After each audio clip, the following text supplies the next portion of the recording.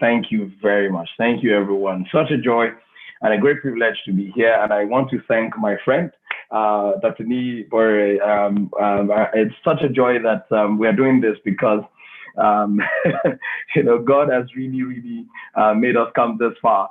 And I believe very strongly because we came this far because someone is out there watching this, listening to this, that God also wants to bring this far and beyond. And that's why we're doing this particular webinar right now. We want to show you how we started. We want to tell you real life stories. We want to hold your hand as much as we can tonight or in this morning, wherever you're watching from, to help you find out how you can start small and achieve more. In the year 2016, I had an idea, and it was a God-given idea I was very sure about, and it was to start making videos every single week. And, at that particular point in time, the strange thing was I hadn't edited a single video, before in my life. But I always had this mind, thing that would just run inside my head, some questions once in a while. How do people who do videos, edit videos? Like, you just ask that question in your head. Oh, someone's watching from the US, 3 a.m. there. Oh, my goodness. Oh, Coach Eden, God bless you. Thank you. Thank you. And so the questions would just come in my head. And I started to, just say to myself, one day I'm going to find out how to edit videos. And then until that idea came, and I remember very much well, it was December 2016, the idea came to do videos every single week and help people discover their purpose so that they can maximize their potentials. January 2017, precisely on the 30th or 31st, I started making videos. As I speak to you right now, the videos are tagged themed multi-vitality. And as I speak to you right now, we are in the 196th episode of that video. It has not failed since the very first Monday it was released in January 2017. Now we're in October, November 2020, and I've made videos every single week. In fact, right now I make more than one video every week. The point I'm trying to make is for those watching me right now, any idea that God has given you, you can start small. I remember when I started, like I told you, I didn't know how to edit videos. All I knew was I just wanted to make videos to help people discover their purpose so that they can maximize their potential. That was the idea that I got. And then I started small. I remember at that time, I would put books on each other. That was my tripod. Now I have a standard tripod. I have a good camera. You all can see me, very, very crisp and clear. But when I started with my phone. It was just this phone. Place it on a pile of books. That was the tripod. I didn't have a microphone. I would just speak to the phone and you would hear me. And I think I did that up until 6 weeks. And I'll tell you the reason why I'm sharing this story very soon. I did that up until about 6 months rather. If you go to YouTube and look at my channel, you can find the very first video in January 2017. And then about 6 months later, I watched other people, do what they do, and I love the quality. I love what they did. And then I saw that, I could actually do something more. And it was to, get a DSLR camera. And I remember getting my first DSLR camera. It was a Canon 600D. And then someone told me, that's a half frame camera. You need a full frame camera. I went from that to a Canon 60D. From a Canon 60D to a Canon 5D Mark II to a Canon 5D Mark III. And now I have a Canon 5D Mark IV. Guess what? That is not the story. The story is when I started, nobody knew me. In fact, I couldn't even measure or track the impact that those videos were making at that particular point in time. But today, those videos, they've gone far and wide. They've been watched hundreds of thousands of times on the internet. And many lives have been touched. Many lives have been blessed. The point I'm trying to make is, why should you start that idea that God has given to you? Why did I start? What if I didn't start? Let me ask you that question. What if I didn't start? You probably won't be here today, or maybe I won't be here today. Maybe you would be here, but I won't be here today, of course, because this world would not have heard of me. In fact, In 2018, 1 year after, Dr. Nee Borere here sent me a message. That was how we actually connected. Send me a message. Said, man of God, I've been watching your videos. I love your videos. I love the quality. I love what you're doing. I love the message. Can we connect? And that's how we connected. And look at us chasing thousands for Christ and chasing thousands for the kingdom of God today. Listen, until you start what God has put on your mind to start, you will never make impact. You will die ordinary. And guess what? You have to start small and start with what you have. I often say that when it comes to the purpose of God for your life and his assignment for your life, you will never feel ready, but you must start anyway. You will never feel ready, but you must start anyway. We're talking about starting small and achieving more today. And it's so important to realize that even when you do not feel ready, you still have to start, and you should start small. By starting small, I mean starting with what you have. There's a story in the Bible that baffles me so much. And it was the story of when Jesus fed the 5,000. Jesus had finished preaching the message to 5,000, more than 5,000 people. It was only recorded that we had 5,000 men in the crowd. Literally, that means it would have been possible for us to have at least 12 to 15,000 people seated at that particular webinar or seminar that day, or conference that day that Jesus had preached on. And guess what? At the time of finishing the seminar, Jesus said, we need to feed these people. His disciples were like, are you crazy? Like, for real? And if you have any idea about the location of that particular conference, it was the outskirts of town. It was not somewhere they could quickly call Uber Eats, to quickly order some 5,000 stuff. This was the outskirts of town. So Jesus was probably, out of his mind, saying we need to feed these people. But while his disciples thought he was out of his mind, Jesus did something that was so powerful. Jesus said, we have to feed these people. Have this man sit down. And as they sat down, a boy stepped forward. This boy was not even counted. Listen, 5,000 men were counted. Boys and women were excluded. Listen, that thing that you are not counting is actually what counts towards your dream. I need somebody to type that out. That thing you don't count, that thing you think does not count, is what counts the most towards your dream. This is why you must start. There are destinies that are connected to your starting. There are destinies that are connected to that business that God has asked you to start all this while. There are destinies that are connected to that book you've been asked to write. There are destinies that are connected to that message you've been given. There are destinies connected to your story. And God has been telling you all along. It's been 1 year, it's been 2 years, it's been 3, it's been 4, it's been 5. I was working with a coaching client of mine the other day, and God has spoken to her since 2011, and this is 2020. And she couldn't get started until 2020. Imagine the number of destinies. Imagine the people who have died who didn't listen to her message. That's why you must start. There are destinies connected to your story. There are destinies connected to your obedience. One of the other reasons why you must start is the fact that God is always looking for something, and I need somebody to type this out or write it down. God is always looking for someone who will start what he has already completed in heaven. God is looking for people who will start on earth what he has already completed in heaven. So when God gives you an idea to start something, to start a business, to start a community, to write a book, hear this, he has already completed it in heaven. He's just looking for someone to bring that script to life. So all you need to do is just obey. Trust God. Just like Jesus did with that 5 loaves and 2 fishes. The boy stepped forward. He grabbed the lunch. And what he did was literally committed the lunch to God, and he prayed and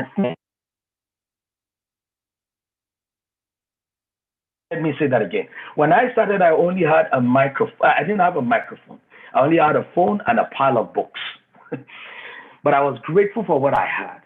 I didn't look at it as that it was too small for me. No, I started anyway. This is why you must start. There's something else I want to share with you really quickly. I have about just 2 minutes for this particular part of the whole thing.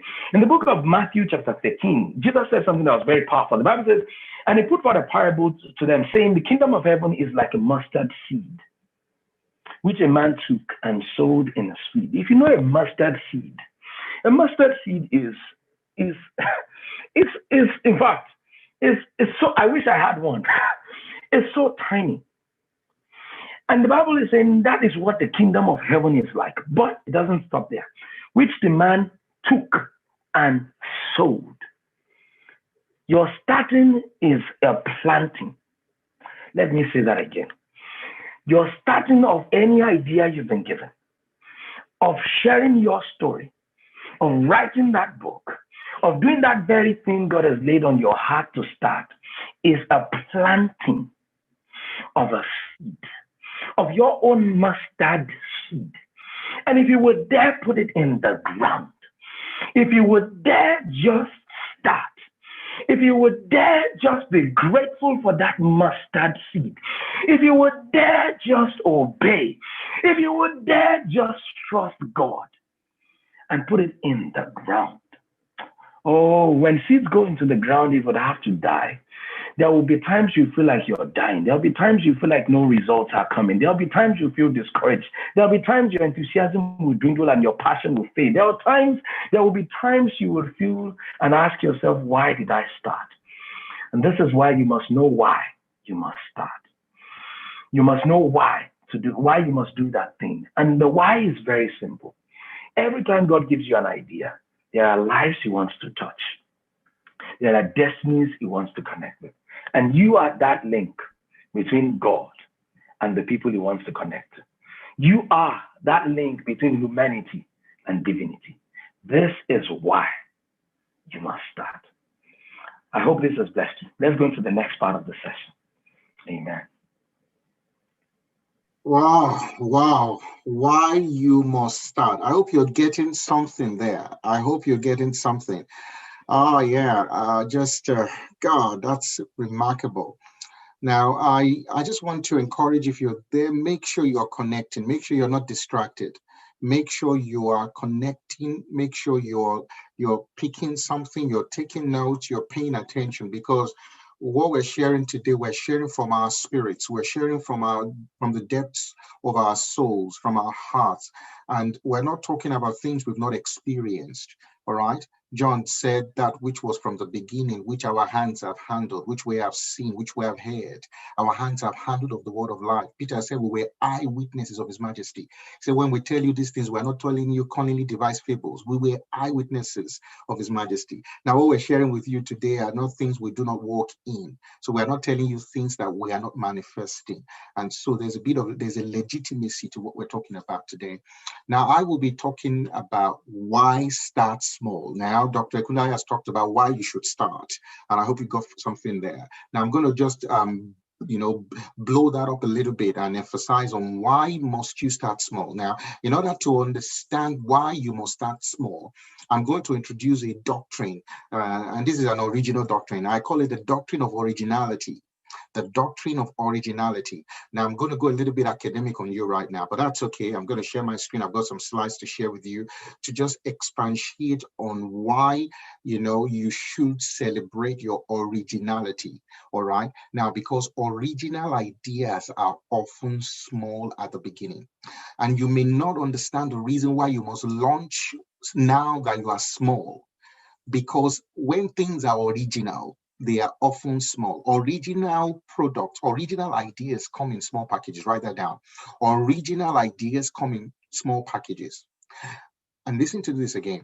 Transgenerational changes start from original ideas, but those original ideas are packaged in small bits. A lot of people do not understand that principle. And that's one of the principles I'd like to share with you today, so that you can understand that there is nothing to be intimidated about the fact that you've got something small. Do you understand what I am saying? You don't have to be intimidated. I used to like the scripture a lot where Jesus was talking about how people were giving. Jesus was at the treasury. He sat at the treasury right in front of the temple, and he saw people giving. And he saw the rich people come forward to give. But there was a woman who refused to be intimidated. She had something small, but she wanted to be a part of the project. She wanted to give. And she gave everything she had. She started with something small. Do you know that we have no recollection of all the rich people that gave ahead of her? There was no specificity about their giving. There was no lesson from their giving. But there's a woman who was there, who was determined to start with whatever she had. It was small. It was probably nothing it made no significant difference to the collection of the day. Maybe they had gotten $10,000, but she dropped 50 cents. That would not change the total figure. But because she wanted to be a part of it, a lot of people get intimidated by their small gifts. They get intimidated because they see other people doing great things. You want to start something and you say, oh, he's got 10,000 followers. I'm not going to do anything. I'm not going to open up. I'm not going to try this. I'm not going to try that. Stop being intimidated. Original ideas start small. Are you with me? All righty. I hope you're getting what I'm saying here. Now I'm going to share my screen now. I'm going to share a few things with us so that you can all sort of connect with what I am saying here. Now, yes, I'll just bring this up now. Pardon me. Great. Now, can you all see this? Great. Think big. Start small. Scale fast. That's our message today. This slide sort of summarizes what we're talking about. Think big is the why. Is the why, is the agenda, is what God has finished already in heaven that Dr. Sam was talking about, what God has completed already, the purpose that God has released into your mind. I know you got great dreams, you got great ideas, they look big, but yet you got to start small. And that's what I will be talking about. And today I'll be sharing with you these two doctrines here, the doctrine of originality. You see, a lot of us want an endowment. A lot of us want to launch with an endowment. We want to launch with what I call patrimony. We want to launch out with, a gift. We want to just launch out in a very big way, not understanding that originality starts in a very small way. And that is the key. Being original is not easy. It's usually against convention. But when you have that original idea, it often will start small. Are you with me? Now, originality is the quality of being novel. That word novel is taken from the Greek word or from the Latin word novus, which is new. So when you're original, you're new, you're different, you're unusual. The quality of being new and unusual. And if you want whatever God is calling you to do to be different, you've got to understand that you are unusual. Our God is a God that celebrates our uniqueness and our diversity. God has never created any one of us the same. We are all unique in our own different ways. And it's time that we stop imitating other people. All right? It's time we stop imitating other people. It's actually easier to be an imitator than to be original. So today I'm telling you that your original idea would always come in small packages. But when you imitate other people, and a copied idea would look big. Copied ideas look big. And it looks flashy, but original ideas come in small packages. All right. Now, it's important to break that word originality down. That word is taken from the word origin. It means, the root word is to, and that word origin means to rise up, to develop, to raise up, right from the start, to rise up, to develop something that is new, that is unique, that is different, right from you. And as you're there, God is giving you original ideas, new ideas. It might be those ideas may be iterations of other existing things, but God is giving you a new spin, a new idea, all right, on how to change that around in order to service the people He is bringing into your own sphere of influence. And so you must understand their originality. Now, there are 5 key components of originality that I want to share with you right now that I really want you to connect with. Okay? The first thing is your purpose. Your purpose is why you are who you are. Your originality is tied into your purpose. And I'm not going to talk too much about purpose because we've got the purpose preacher here. Every question goes to him. That's not my specialty. Amen. So number 1, your originality is tied to your purpose. Write that down. Your originality is tied to your purpose. Why you are who you are is your purpose. Number 2, your identity. Your identity is who you are. Your purpose is why you are who you are. All right. And that is that is what your originality speaks to. Number three, your individuality. Your individuality is your uniqueness. The uniqueness of your identity is your individuality. That you can be picked out, the uniqueness of your identity. You see, your purpose is why you are who you are. Your identity is who you are. Your individuality is the uniqueness of who you are. So you're unique in the way you are. You're different. You're the way you think, the way you reason, the way you see things is different. You know, it's different. You get into a church and you're listening to music and everybody's dancing, but you know that the lead singer is off key. I know that others can pick it up, but you can pick it up because there's something unique about you. There's something that God has deposited in you that makes you pick that up. That you can work out colors, you can work out, depth, perception. You have that geometric brain. You can actually analyze things. You can put things together. You're unique the way you are. You may not be a good speaker. C.S. Lewis was one of the worst speakers, but he was a great author. He was so shy and reclusive, difficult. He found it difficult to speak. But when you give him a pen, he could write without thinking. The uniqueness of your identity is your individuality. The other thing that speaks to your originality is your creativity. And that's the artistry that is attached to your identity. The artistry and the imagination of your identity is there, key, is what your creativity is all about. So just the way you are, your identity is blessed with artistry and imagination. God has never made anyone, without some form of creativity. You have it there. It's time to let that go. It's time to start, it's time to use it. It's time. All right.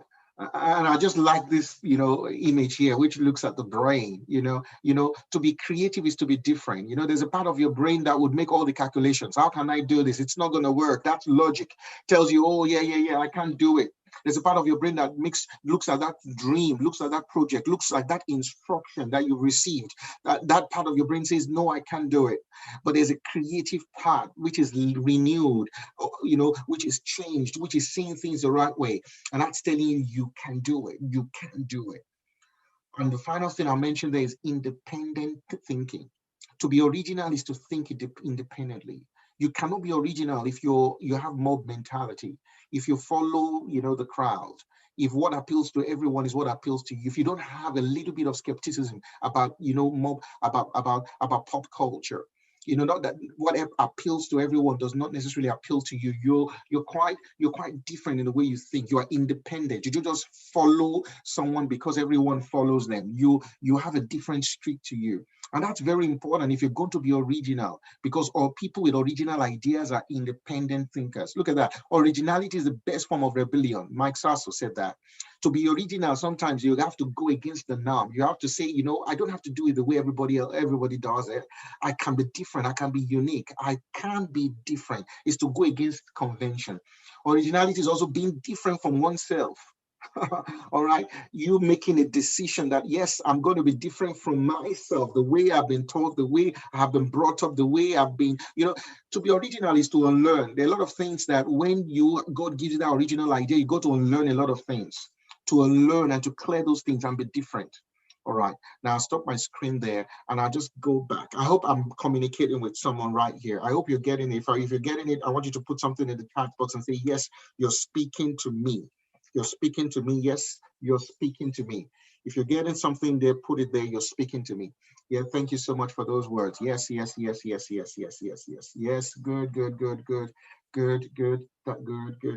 Yes. So what am I saying here? When God breathes an idea into you, it's often original because it's linked to your purpose, which is unique. Your purpose is never anyone else's purpose. God breathes that idea into you. It's linked to your purpose. It's linked to your identity. It's manifested by your creativity. It's different in that it's linked to your individuality. And okay, of course, it's linked to your independent thinking. And that's why it's an original idea. And it will come in small bits, but it's real. And so if every original idea that God gives you has an expression of each of those components, it will last long. It will last long. Are you with me? Somebody says there that I need to slow down a little bit. Am I going too fast? Hey, I'm a fast talker. All right. Well, this is being recorded, okay? So hopefully you will have access to it, and we're streaming it as well. Are you with me? So when God gives you that original idea, and it doesn't matter how small it is, because it has all of those components, it's going to be robust, it's going to last long. And you have to stop minimizing what you have. You have to stop looking at how small the seed is. Stop, like Miles Monroe will say, stop complaining about the size of your seed, because in that seed is a tree, and in those trees there are fruits, and in those fruits there are seeds. Miles Monroe, stop complaining about the size of your seed, for in that seed there is a tree, and in those trees there are fruits, and in those fruits there are seeds, and in those seeds there are trees, and in those trees there are fruits, and in those fruits there are seeds, and in those seeds there are trees, and in those trees there are fruits. And in those fruits, there are seeds. So stop complaining, because it is original. If it's an original idea, it's a seed, it will manifest, it will grow, because it's linked to your purpose, because it's linked to the way God has programmed you. It's linked to your identity. It's linked to your individuality, and it will be manifested by your creativity. Are you with me? I hope somebody is connecting with this here. So don't wait for an endowment. A lot of us are waiting for an investor. Oh, I'm not going to start because I want money. Oh, I need a loan. You know, you're not looking at what you have. You're not looking at what you have. You're looking at what you need. Start with what you have and start looking at what you would need. So stop looking for an endowment and start with what you have now. So why should you start small? Because original ideas come in small packages. They have little beginnings, but they're like seeds and they would grow. They're like seeds and they will grow. So the doctrine of originality speaks to starting small. So don't be like everyone else who is waiting for a grant. Don't be like everyone else who is waiting for capital. Start with what you have now. Start where you are now. Start making the connections right now. Start it now. You've not even registered for a business and you're praying for a loan. You've not written a business plan down, but you're waiting for somebody to give you millions of dollars or thousands of dollars. You're applying for grants when you've not even gotten your structure down. But let me tell you, originality breeds endowment. Write that down. Original ideas will attract investment. When you launch forth the original idea, it will attract it. It will attract it. It will attract it, because God is committed to financing your purpose. God is committed to financing it. And when you're in purpose, you work in prosperity. That's the truth. So when you have an original idea, no matter how small it is, and you launch it forth, it will attract investment. It will attract endowment. And so you don't have to wait for the big break. You've got to start now. You've got to start now. Now, originality also sustains your project. You see, people who copy others, who imitate, they don't last long. They don't last long because it's not deep, it's not real. It's something that they're doing it for popularity, they're doing it for plaudit, for pleasure, they're doing it for whatever it is. Or maybe it's the new way to make money now. I better go online now so I can be an influencer. Or I have to do this, I have to do that. If you're going to sustain your dream, it has to be original. If you're not original, if you're not authentic, if you're not real, and if your idea does not speak to all of those individual things I've talked about, connected to your purpose, your identity, your individuality, reflected in your creativity and in your independent thinking, it's not going to last. In fact, originality is what creates endowment. Go and look at those who are given money, the Bill Gates of this world and all that. They started with original ideas, and the original ideas have now created endowment for other people to follow. If you want to be a Bill Gates, stop looking for endowment.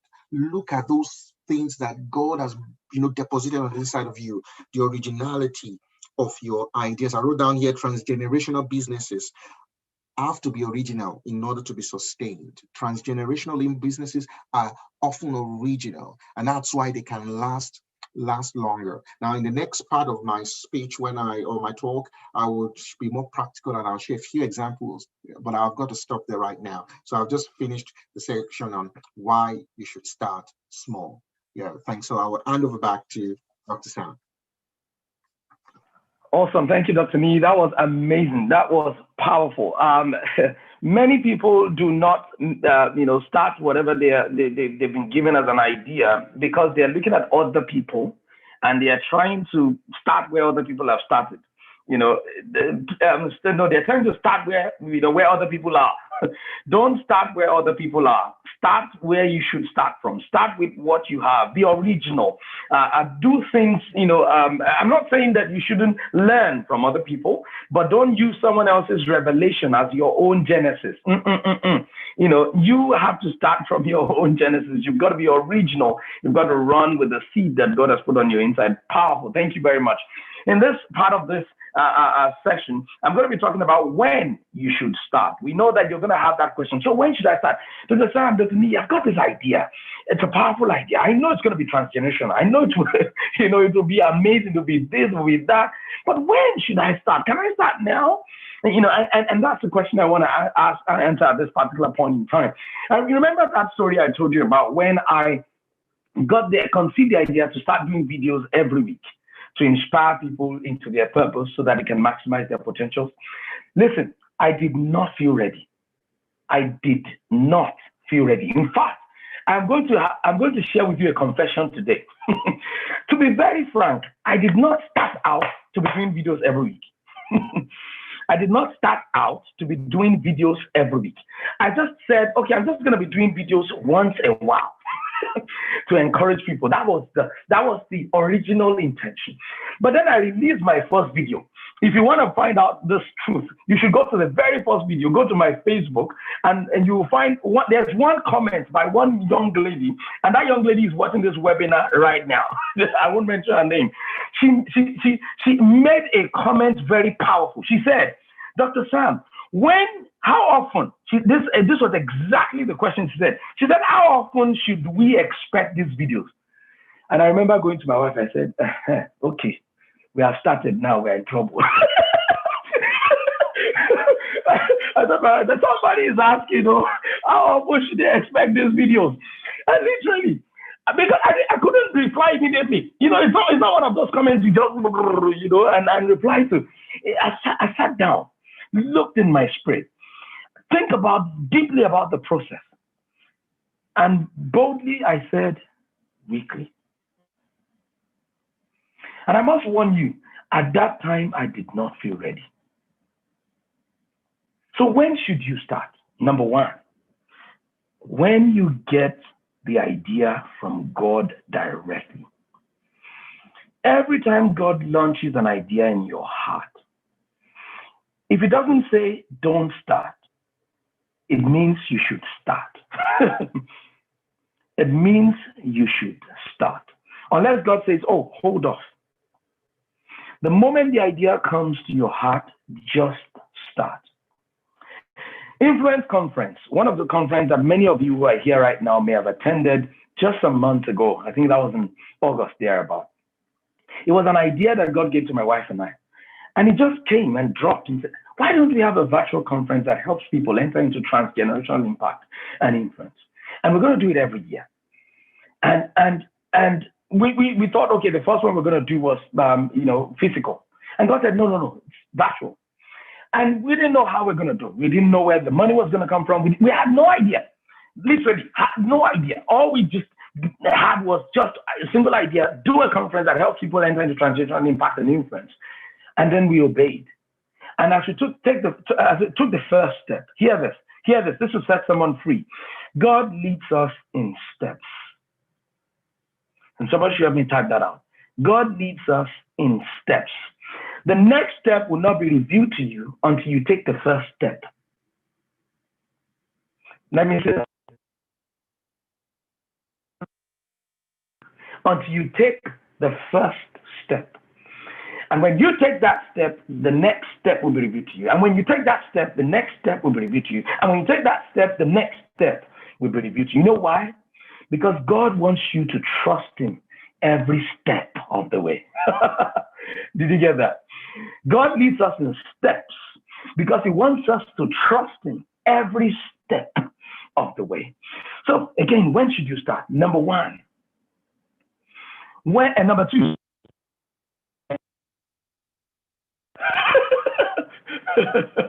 Someone will say, that sounds counter. You mean when I feel afraid I should start? Yes. Because listen, everything God has asked you to start Every idea that you get that is especially divine would always be bigger than you. So you have every reason to be afraid anyway. You have every reason to fear, to wonder, am I going to succeed? Will I make it? Where is this going? What will I do? Start. Because you are not the one doing it. There is an expression of divinity in your iman effort. And every step of the way, it would reveal the next step to you. And your fear begins to give way for courage. Listen, you will feel fear. In fact, there are 4 types of fear that you will feel. You will, number 1, feel the fear of loss. And loss. With the moment you start something, you feel like you're going to lose your former life. See, before I started Multivitality, I used to play soccer, football. I used to play football at least 3 times a week, two to 3 times a week. And when I was going to start Multivitality and I saw where God was taking it, I started to get afraid. Oh my God, I will not have time to play soccer again. Oh my God. It was a fear of loss. And guess what? I've not played soccer in almost, apart from the one I play with my kids in my backyard, I've not played the league kind of soccer in almost 2 years. But God has replaced it with something more important. Lives are getting changed. Lives are getting transformed. Value is being added to people's lives. And that's what matters. Even if you feel the fear of loss, start. You feel the fear of pain. Every new thing you start will cause you some type of pain. Ask me if it's easy to do videos every week. I'll tell you it's not easy. Ask me if it's easy to sit down and read and learn and hear from God and read your Bible to get something to share with people every week. It is not easy. It comes with a bit of pain, but of course, without pain, there is no gain. There will also be the fear of the process. You're going to be like, if I go and start now, what if it didn't come out to turn out the way I was expecting it to turn out? Listen, gold must go through fire for it to be valuable. You must go through the process. So don't fear the process. Just dive in. I love the words of Dr. Nee. He would often say, keep swinging. Keep swinging. Keep swinging. And time will not permit me to tell you. Actually, I will share it. And I don't mind if I don't share the 4th fear is the fear of outcome. And I believe this will bless somebody. I heard this from John Maxwell. And I want to quickly do an illustration real quick. Let's say, this is actually called the parable of the tree or the parable of the axe or something like that. You have a tree to cut down. Okay.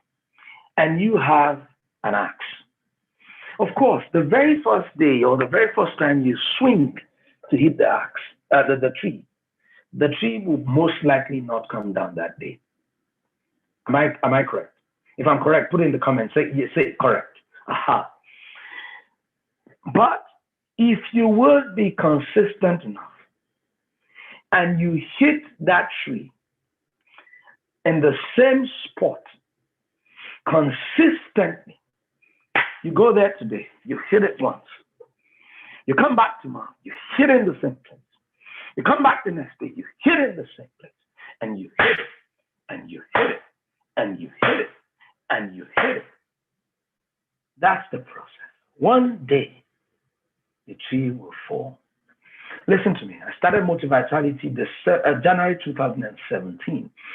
I've traveled to about 6 countries of the world, to many different cities in those countries, even to Solomon Islands. In fact, someone paid for me to go to my own country to go and preach. To make is you're going to feel fear, you're going to feel pain, you're going to have the fear of the outcome and fear of process, but you must start anyway, because if you don't start, the destinies connected to your message will not be able to connect to you. Let me say that again. If you don't start, if you don't pick up your axe and start to swing on the tree, swing against the tree, the destinies connected to you will not connect with you. They are waiting for you to start. There are many people crying out to hear your story. There are many people crying out to just read that book of yours. There are many people crying out to buy your products. There are many people crying out for that original thing on your inside. It's a seed. and you must put it into the ground. Two things really quickly. You must also start when you can answer these three questions. I would not elaborate on them, but I will give you those questions. Number one, who am I? The question of identity that Dr. Lee talked about earlier on. Number two, why am I doing this? That's a question of purpose. Okay, why am I doing this? That's if you can answer these questions so well, nothing, not the opinions of anyone cannot stop you from starting. Okay, I love the words of Viktor Frankl. Viktor Frankl said that anyone that has a why can bear anyhow. If you know the story of Viktor Frankl, you know where that quote came from. Anyone that has a why can bear anyhow. And lastly, you must answer the question, where am I going? That's a question of vision. The first one is a question of identity. The second one is a question of purpose. And the third one is a question of vision. When you can answer those three questions, the last thing you need are the team, the people that you know they encourage you. Hey, I'm going to finish with this one. I'll finish in 30 seconds. Who are those people you surrounded yourself with? Could they be the source of your fear? Could they be the ones that are telling you can't do it? Nobody in your family has done it. Nobody in your neighborhood has done it. Nobody in New Zealand has done it. No one in Nigeria. Do you know all the and they will read all the challenges for you. But listen, you must change those friends. When I started Multivitality, I had some friends. Right now, I don't have those friends anymore because they were people who did not encourage that motivation. They didn't see what I was doing. But to the glory of God today, my circle of influence has changed. And I'm thankful for where I am because it's helping me to even go bigger than Multivitality itself. So you must start now, unless God is telling you not to start now. I hope that's helped someone. If it has helped you, let me see in the comment section that has helped you. Praise God. Dr. Nee, over to you, sir. Wow, great. You must start now. Now is the time to start. Except God tells you to wait if he puts that idea in your heart. You know, T.D. Jakes told the story, and I just connect to it, and I've shared it a few times, of when God told Abraham to go and sacrifice his son Isaac. And Abraham had questions. Abraham did not understand what God was telling him to do. Abraham was confused. Abraham did not even tell his wife.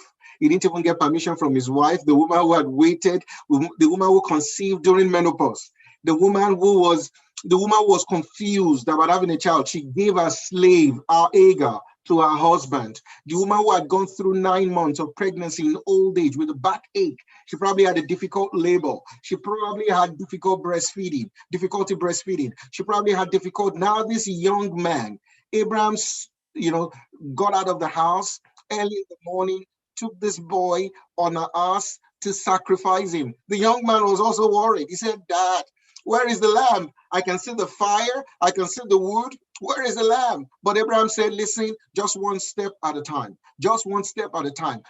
God will provide. What Abraham did not know is that on the other side of the mount, God was leading a ram up the mountain. You see, when you take your own steps on your own side of the mountain, you may not have all that you need, but God is working for you already behind the scenes. He is bringing the ram up to you. All you need to do is to get on top of the mount, because a ram will be there. The provision will be there. All you need to do is to launch it forth, because the person that God will connect you with will not find you in your room. They will find you when you're out there doing that thing. They will find you selling that product. They will find you advertising it online. They will find you on the streets. They will find you teaching. They will find you ministering. They will find you singing. Somebody will find you. But if you stay there, if Abraham had said, well, I don't know, I don't understand, where is the ram? God, you need to show me first. He would have had no clue. But when he got to the mouth and he obeyed, God said there's a ram there. When you took the step, he took the step, and you brought them together. So when do you start? Now. Type there, I'm starting now. Write it there, type it there, I am starting now. I'm not delaying anymore. I'm not delaying, and except the Lord says wait, except he says wait, say I'm starting now. Yes, I am starting now. Yes, glory to Jesus. All right, Tofumi, do you want to share the book so that I can say one or two things about the book? Thank you all for connecting. We promised you this book, The Diary of a Brainiac. Great. This is my first book, and I want to tell you another one is on the way. Another one is on the way, a bigger one. But this, The Diary of a Brainiac, it speaks about my profession as a neurologist and why I decided to pursue this career, especially the values that I have, my essence, my purpose, and how I decided to go in there. It's not a highly technical book. So any person who has doubts about career, their career choice, anyone who wants to understand a bit of purpose would find this book, very, very useful. This is a book that just introduces me from a professional sense and what I have experienced pursuing a career as a specialist that looks after brain doctors. But it will be a good read. It's a simple read. It's a not very voluminous book, so you can finish it within a day. It's a small book, but it's a book that will make a difference to your life. It's a free book that you're all going to be getting. Hopefully by tomorrow or maybe later tonight, we will send it to your email addresses. So the email that you used to register will be used for this as well. So we'll send the emails to you. So thank you all for connecting, and I hope you find this book wonderful. And I like your comments, okay? You can send your comments to me on my website, niyiborere.com, or my Facebook page, Niyiborere, or you can send me an email as well. All of those details are listed in the book. So thank you, thank you, thank you. All right. Now, if you have questions, please keep your questions ready. We're going to be answering questions. We've got, enough time to be able to do that. But now I will be going to the other aspect of this, which is how do you start? See, look at how we've been building this up. Why start? Why should you start? Why should you start small? When should you start? How should you start? Now that you're deciding to start, now that you have that big idea and you know that you have to start it small, it's original, it's real, it's deep, it's genuine. It's time to start now. How should you start? Now, it's very important to understand how to start your original ideas. Otherwise, you will make a shipwreck of it. If you don't understand how to go about it, you would make a mess of it. The first thing that I would write, and I'm going to put it this way, so a few steps that I've written here that I think will be of benefit to you.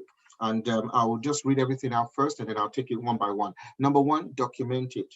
Number two, research it. Number three, protect it. Number four, plan it. Number five, connect it. Number six, market it. So I'm going to talk about these 6 quick steps, all right? And I know that that would be a blessing to you. Number one, document it, write it down. Write it down.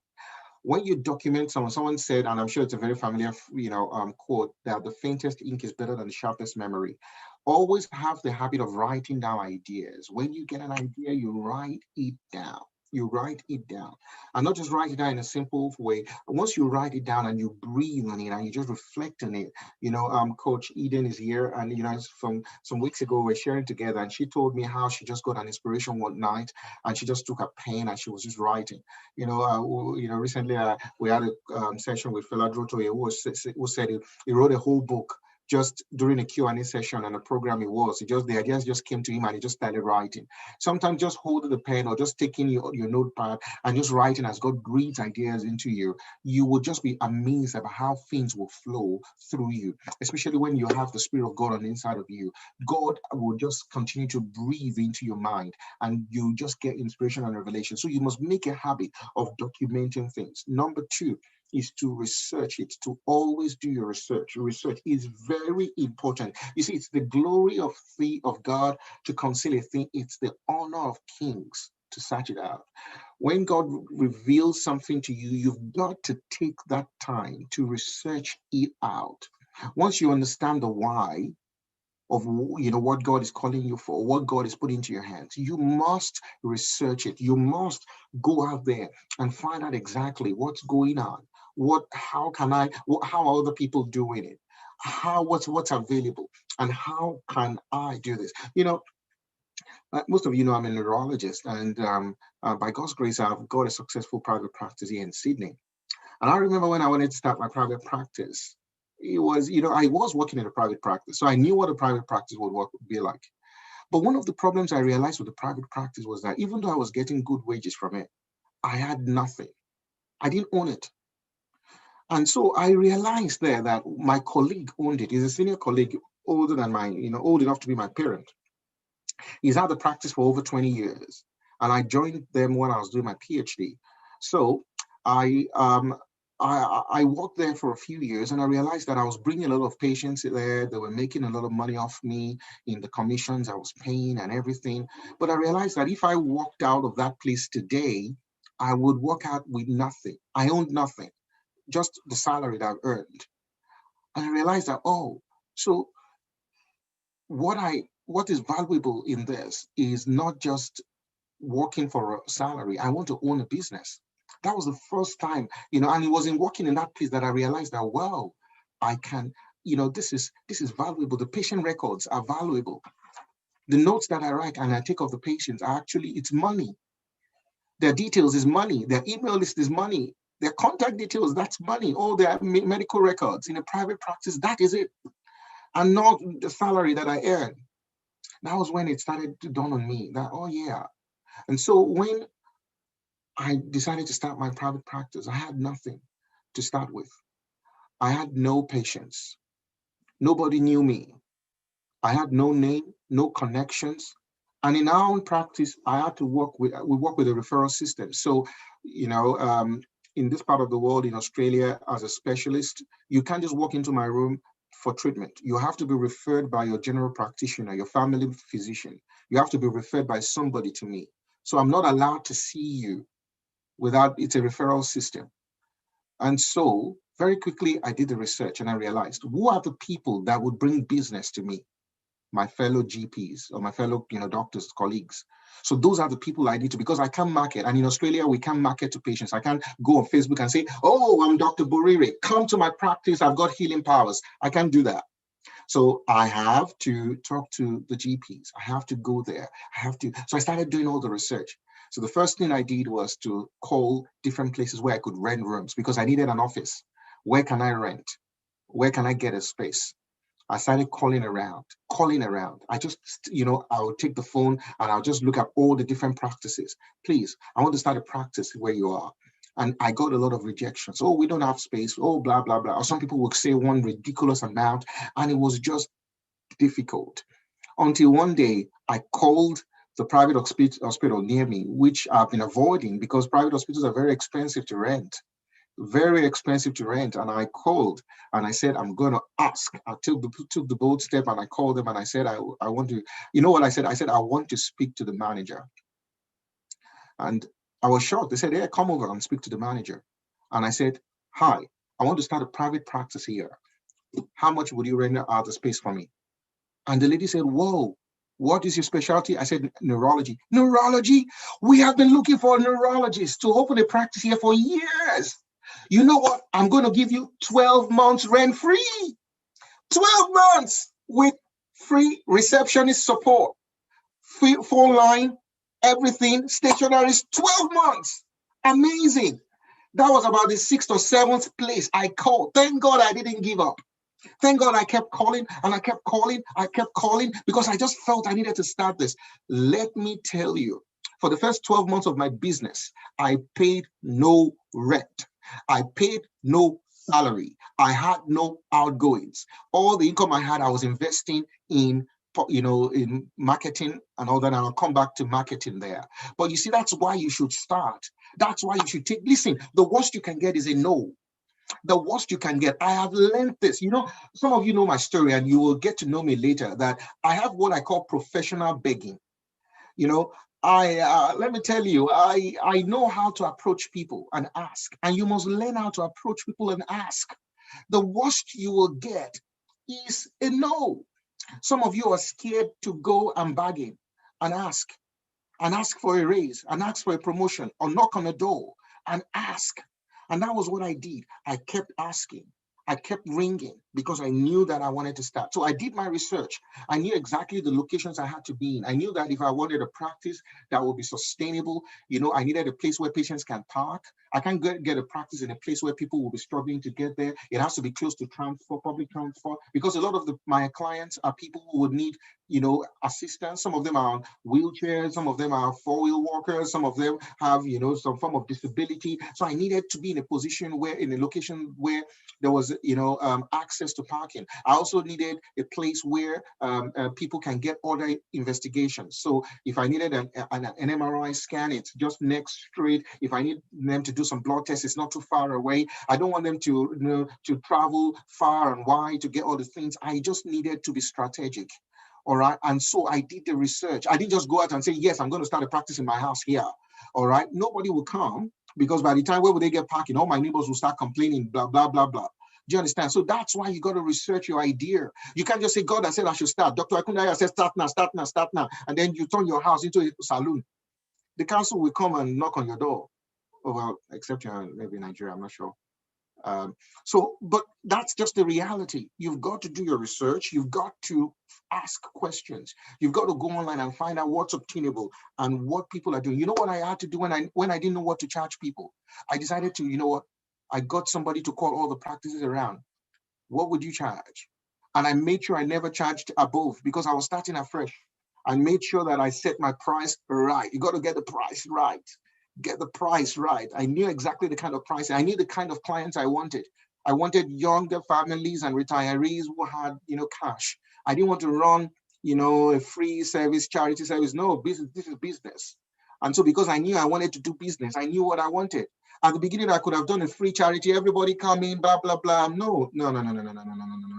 I wanted, to make money. All right. And so I knew exactly where I wanted and what the kind of people I wanted and what the price point will be. But you have to do your research. So number 2, research it. Number 3, protect it. Protect it. If it's an idea that has to be patented, go talk to a patent lawyer. Don't be scared. Patent it. Protect it. If it's something that you just have to keep away from some other people, yes, do that. But make sure that your original idea, you protect that original idea. Protect it. Protect it, protect it, protect it. I can't spend too much time on that. Number 4, plan it. You've got to have a plan. You can't just rush out there. Yes, you've done the research. Now put in a plan. Put in a plan. In medicine, and for those of, I know some of my medical colleagues are here, they're all connected here. We talk about numbers needed to treat. All right. So if you're bringing up a new drug into the market, or, to know how good the drug is, or it's even an indication of how successful it will be in the market, you want to know how many people do I have to treat with this condition in order to get a good outcome. So the question is that when you're starting up your project, you've got to have a clearly defined goal. All right. How many, if it's a business, how many, products do I have to sell to turn a profit? That would help you determine exactly how you're going to do it. And if it's not a business, if it's just an expression of your calling, your ministry, your mission, whatever it is, you need to have it well defined. You have to have a proper plan, talking about the resources, the location, and all of those things that you require. You got to have a clear plan. Someone said, if you fail to plan, you're planning to fail. Planning is really important, planning and preparation. And that's part of starting. Starting involves preparation. I wanted to say something. Somebody always says that, success happens when preparation meets opportunity. Success happens when preparation meets opportunity. God will always bring an opportunity across your way. But a lot of us are not prepared for our opportunity. A lot of us, listen to me, a lot of us are not prepared for our opportunity. So when the opportunity comes, you're not ready, you're not prepared, you don't have a plan.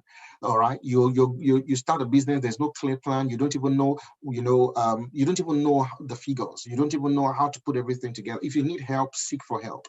If you need help, seek for help. All right. Have a plan, have a platform where people can find you, have a platform where you can connect with people. Have a plan and have a platform. Let me tell you this, and this is going to shock you. My wife is on now, so I'm sure she may ask me about this later. All right. When I joined LinkedIn, If I tell you how much business I've received on LinkedIn, you'll be amazed.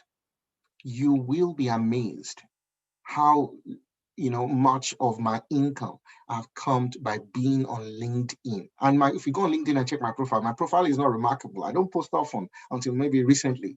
All right. But I just realized that, being there, putting myself out there and having a platform where people can contact me and connect with me has, just been remarkable.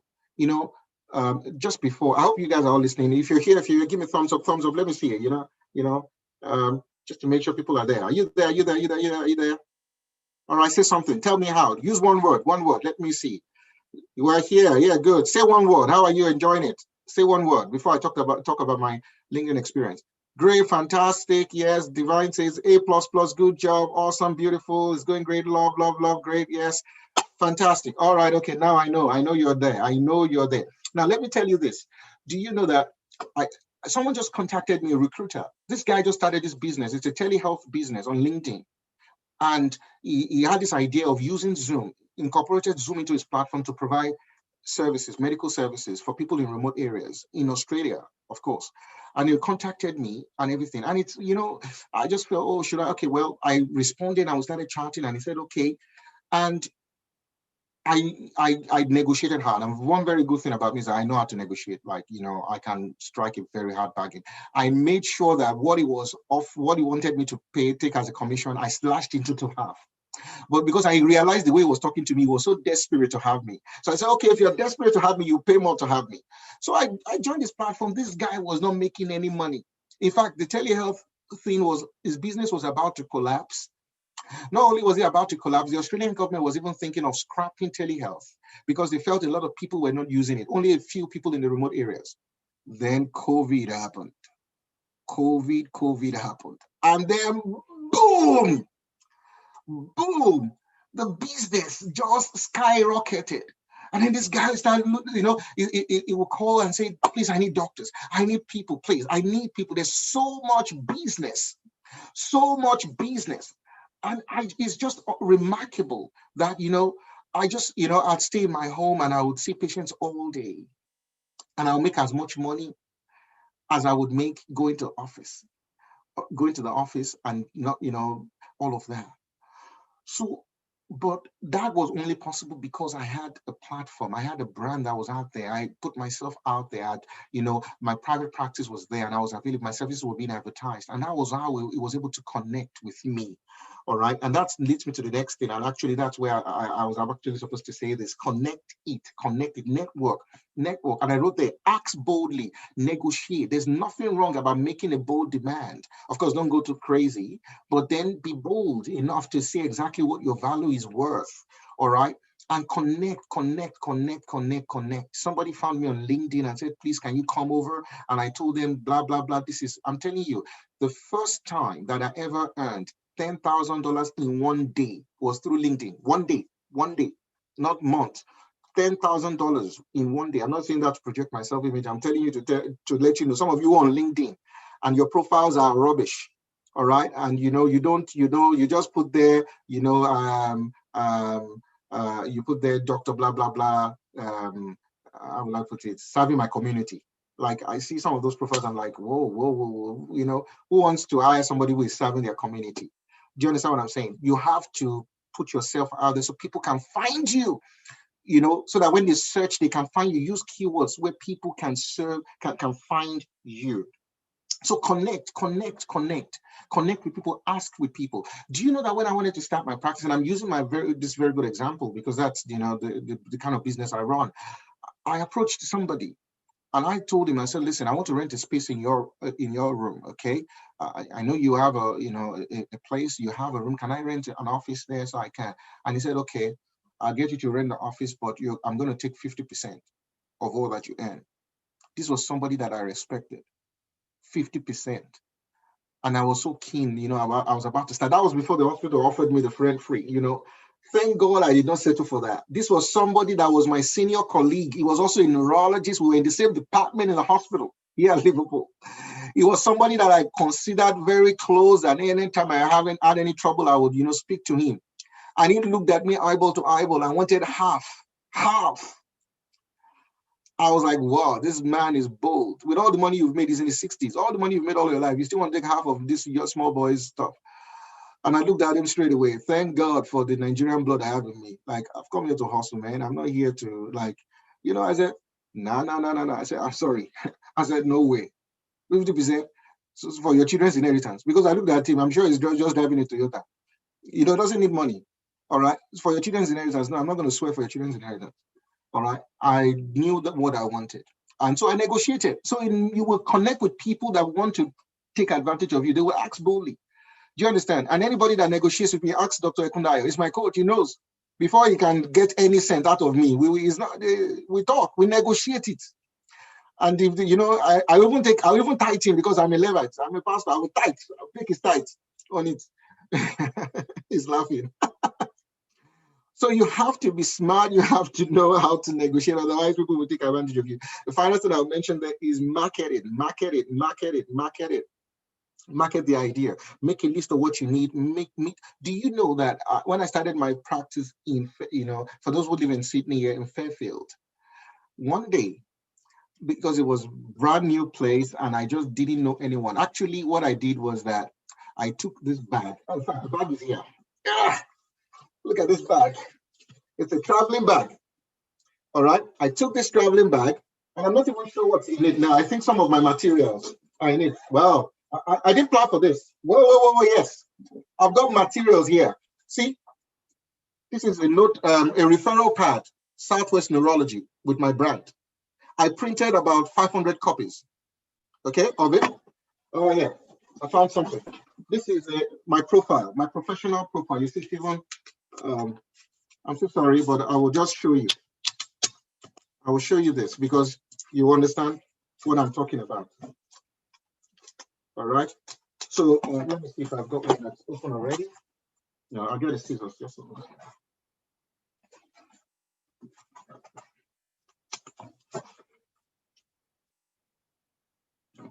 I'm just going to show you this so that you understand what I'm talking about. Apparently, this has not been opened before. Yes. So I did this. This is, I'm not sure whether you guys can see it. Okay, this is my profile. All right. Do you know that I got a marketing company to do my marketing for me? And I asked them to do a professional profile. Do you know how much they wanted to charge me?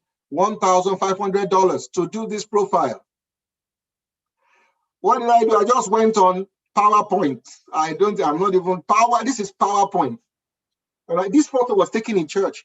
I went on Facebook and it was a photo of our first year anniversary in church. I cropped it out and I wrote something about myself. And I did that. I just went online to check templates of profiles. And I did this. And I printed about 1,000 of them. Okay. I printed about 1,000 of them. See, they came here on Vistaprint online. So this is about 100 copies or so. And I printed it. Oh, someone said you can also do it on Canva. Yes.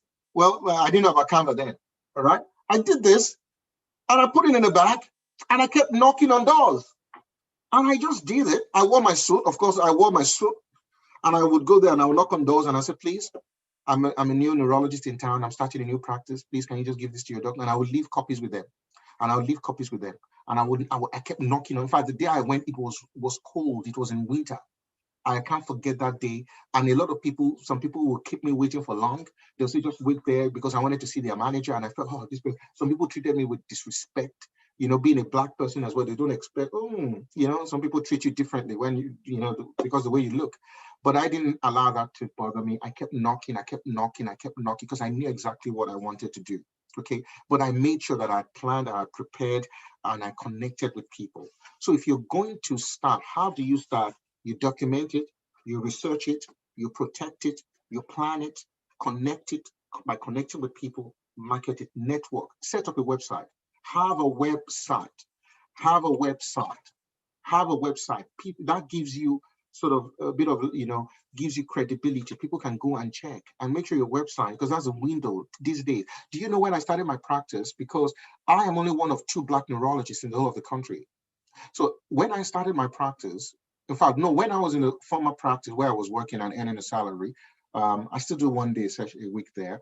When people come into my room, they'll be shocked. In fact, I've heard people say over and over again, they thought I was a patient or an assistant. Can you imagine somebody entering my office and I'm in suit and they're still saying, when is the doctor coming? Like, you see me in a chair. You see me in a chair in a doctor's seat, all right, with a stethoscope around my neck, and you're asking me, when is the doctor coming? It's not racist. Like, some of you are already thinking, I don't have that kind of mind. Or, some people have this mind, anything. Somebody sniffs, they say, somebody's looking at you, somebody in the bus, they're racist. No, that's not. I think it's just expectation. People just don't feel that they expect to see someone like that. But you know what now? I don't get those comments anymore. Why? I have a website. Before they come, they've checked me. More often than not, you know what I hear? They'll say, wow, Doc, you've won so many awards. A lot of them, the first time they'll ask me, where are you from? Now they would say, wow, you're doing great in Nigeria. Yesterday, somebody said, wow, Lagos. A person telling me about Lagos, that, wow, Lagos is, I said, yeah, I started talking politics in Lagos.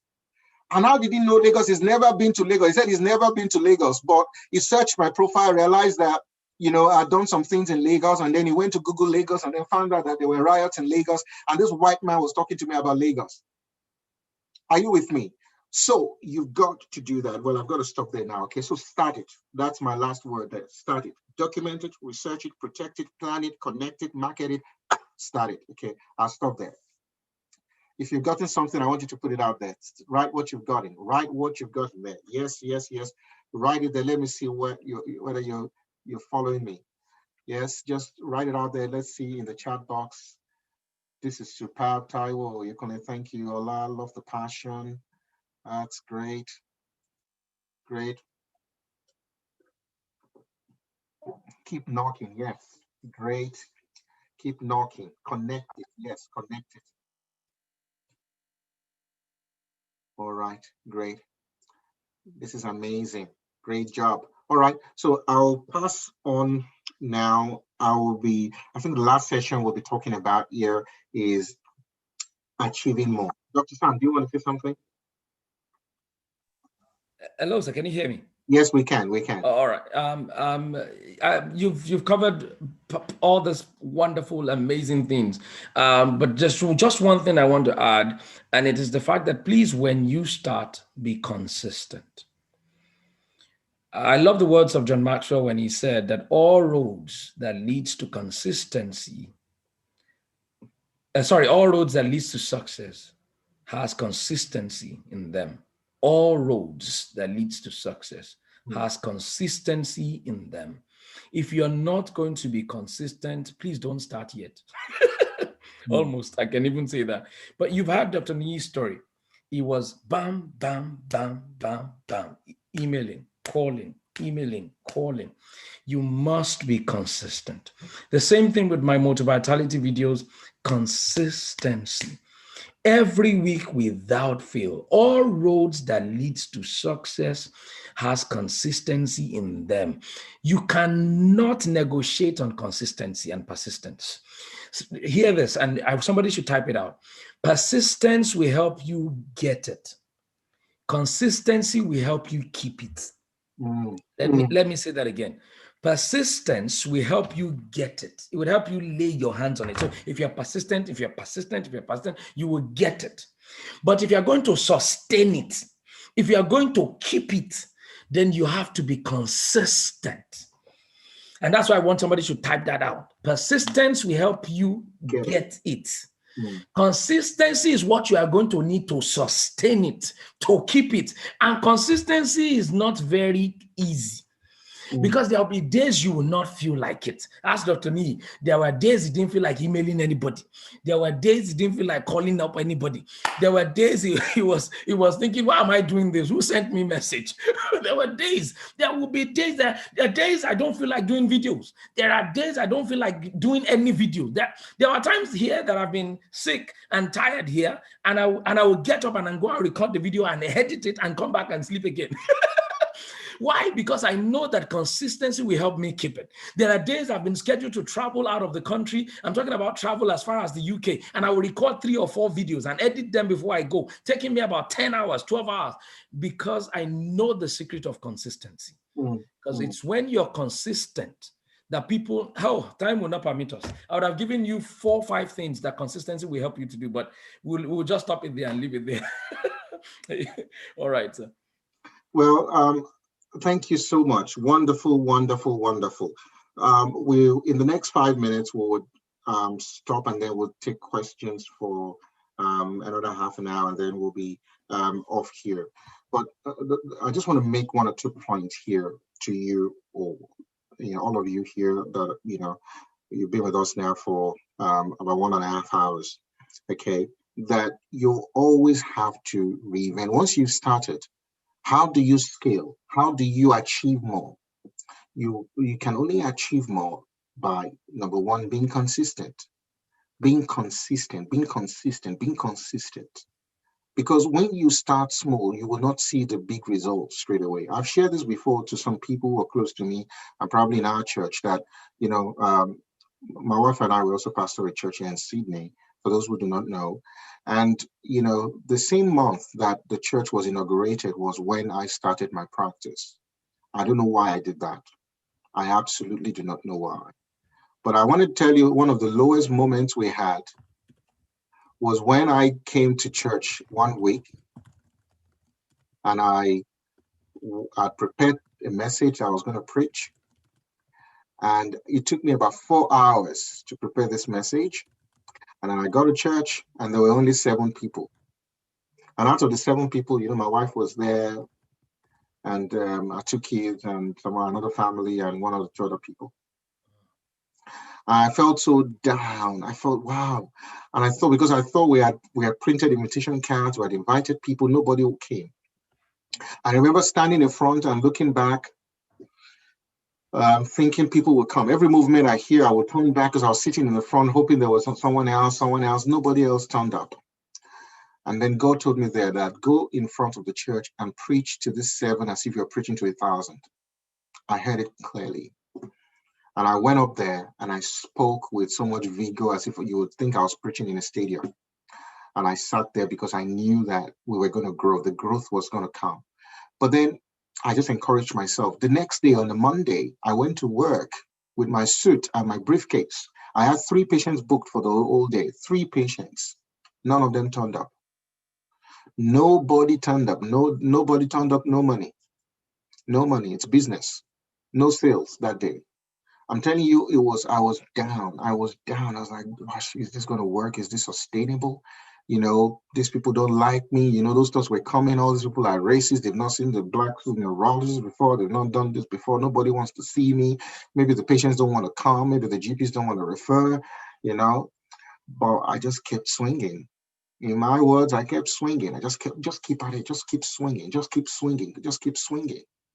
If I show you my schedule now, I'm booked out till, December. Booked out. So the same people, where did they all come from? Where did they all come from?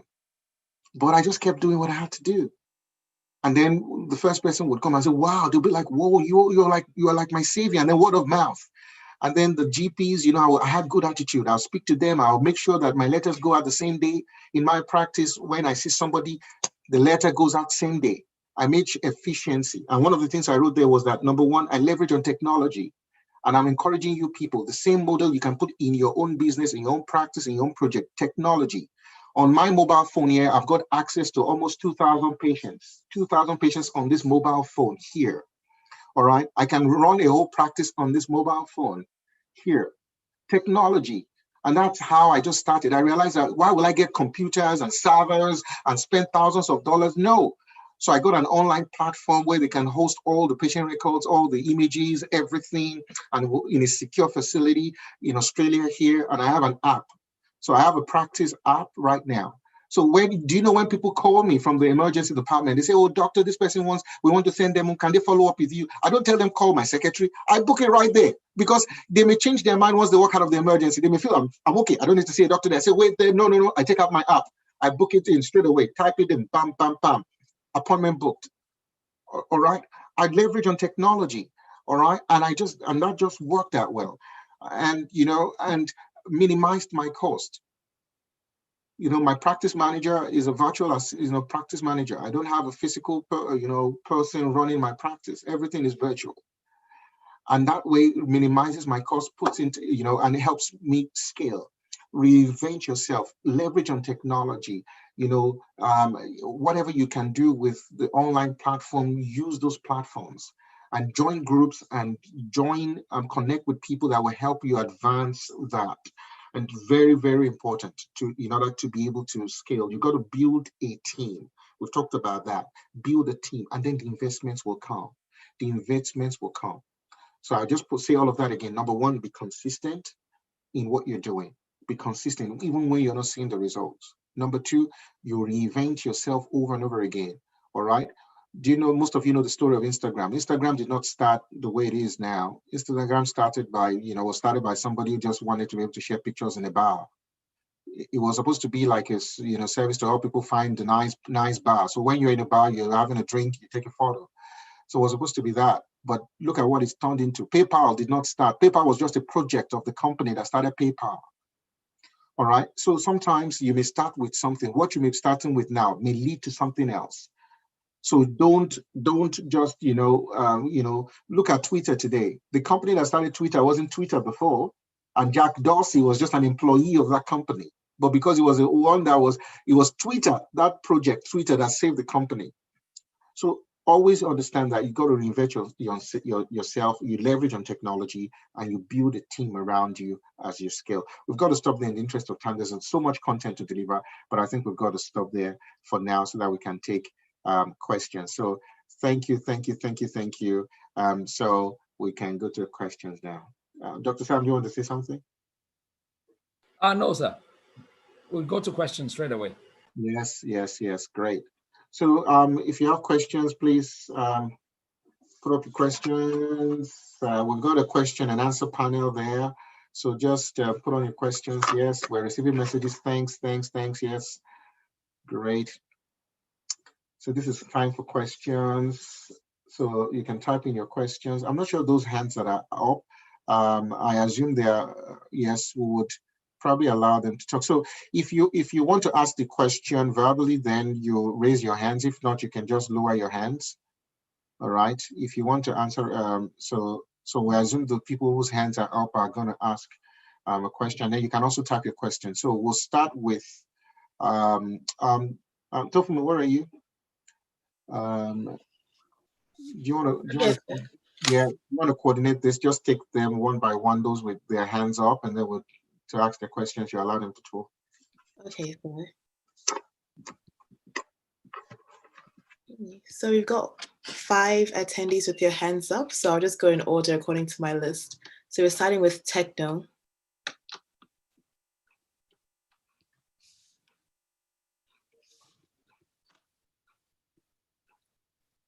Hello?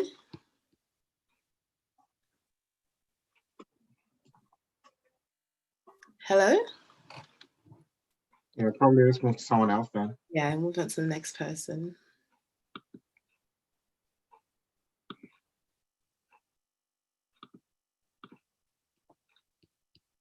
Okay, we're moving on to Olayemi Aduloju.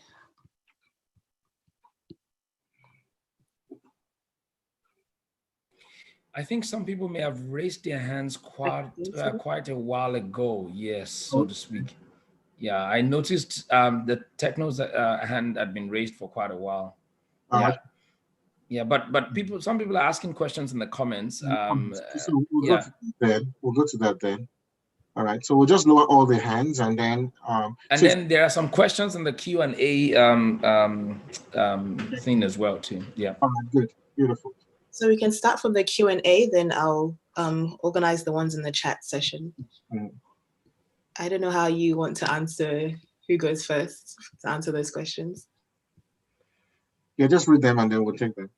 Okay, so Charles Ball asked, to the person who is perhaps all motivated out, how do you go away from these talks and not feel smaller than you did before you came?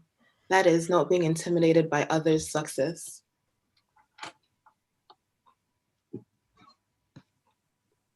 Who would like to start, Dr. Nee or Dr. Sam? So to the person who is motivated, how do you go away from these talks and not feel smaller? Well, that's a reflection of your mentality, your mental attitude. You must never be intimidated. You know, I started with the story of Jesus talking about how people gave.